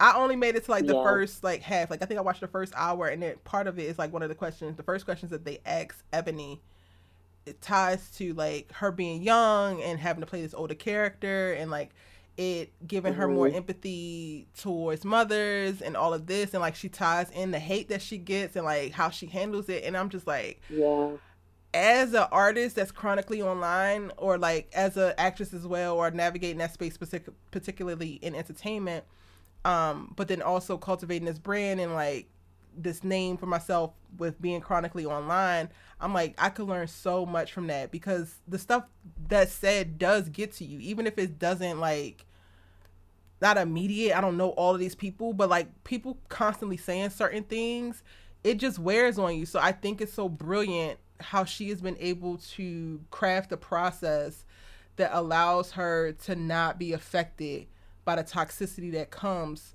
unfortunately, from some of the art that she creates. I just thought that her response was so beautiful, and I'm like, yo, Tyler picked the perfect person to play this character, because a person who is not as grounded, who is not as tapped in, who doesn't have, you know, certain self-love practices would not be able to navigate this as beautifully as she is. So Correct. That's true, and even to add to that too, I just want people who, there's still 108 people watching, so thank y'all for tuning in. Ebony said something that was so powerful, and I don't want people to miss it. If you have not listened to the interview, is on Sway in the morning, and you can watch it on YouTube. But I just want people to think about this. She was 24 years old when they started filming this show. 24. I think she was 25 when the show premiered. yep. She was 24 years old portraying a 36-year-old woman. So she's portraying somebody who's 12 years older than her age at the time. And she has been able to convey this in such an authentic way, and in such a honest and powerful way. Yep. And I loved how she reflected on that, and how she is protective of Karen, because it takes a special person to portray this character and do it in a way where she is not influenced by anybody who has something to say, because she's never changed how Karen responds. She has kept that same energy. But I think it just goes to show just how great of an artist she is. Yes. The fact that she was only 24 years old and was able to just give us such this powerful role. It's easy to do so when everybody like you. Mm-hmm. Or even for her character, if people liked her, then people turned. Soon as Fatima was introduced. Yep. Because I remember when she made that speech to Zac on the couch about the type of man that she needed, and told him that she found him.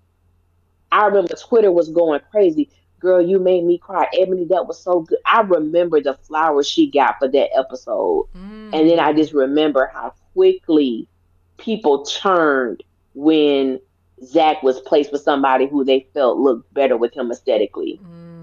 Or she's doing all the things Karen didn't do. No, she's doing all the things that Karen did that we didn't see. Yep. That's the reality. You know what I'm saying? That's the reality. But kudos to Ebony Obsidian for playing this role effortlessly. Yeah.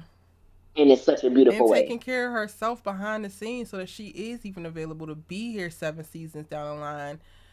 And again, not succumb to all that she's being subjected to. Yeah. Yeah. So yeah, check it out, y'all. Baby, some of y'all, and to everybody, we don't never see Crystal and Ebony sitting next to each other. We don't never see them. I hope y'all stop. I really hope you get. I really hope whatever you're missing, whatever is causing you not to be fulfilled, I hope you find it, because the stuff that people say is downright dumb. There have been multiple pictures with these women next to each other at the BET Awards, sitting next to each other, taking pictures, all of that. They go on vacation, but like they said, they don't post everything. Mm-hmm. So I hope it deads the separation people try to create for the real women. These are sisters. These are friends. They are each other's sounding board. I'm sure a peace place for them. We should honor that. Yeah. Leave Karen, Fatima, Andy, Sabrina, and Danni for the show, but truly celebrate Crystal, Ebony, KJ, Novi, and Mignon for what they're doing. And I pray people begin to separate. Yeah. Please learn to separate. But that's all I got to say. And with that, we're going to go ahead and get out of here. Y'all look out for, well, the videos is going to be coming in hot. Okay? I'm serving up the streets like hot crack. I ain't even going to hold you. I got so much to say. I already recorded my breakdown video, so I just got to edit that joint once I get off of here. Y'all best be ready to just watch a bunch of shit, because I got a bunch to say. And the Danni videos is coming. I'm not holding them back no more. We're taking the gloves off. It just is what it is. We appreciate you. We love you. We ready. Vaughn, thank you so much for moderating tonight. Love y'all. Vaughn C. Love you, boo. If you haven't already, jump into the Discord. I'll drop the link one more time. That's the link for the Discord if you want to get into that. I'm trying to foster conversations daily on there. So I just drop in different scenes. Like today I dropped in a scene of Aaron and Karen that really like had me all choked up earlier. So, you know, you can pop into the Discord and continue the conversations in between videos. It's your good sis she loves to talk TV with. And oh, your girl Allie Nick. Giving it to you when I give it to you, but always in the nick of time. We appreciate y'all. We love y'all. Have a great night and enjoy the rest of y'all's Good week. night.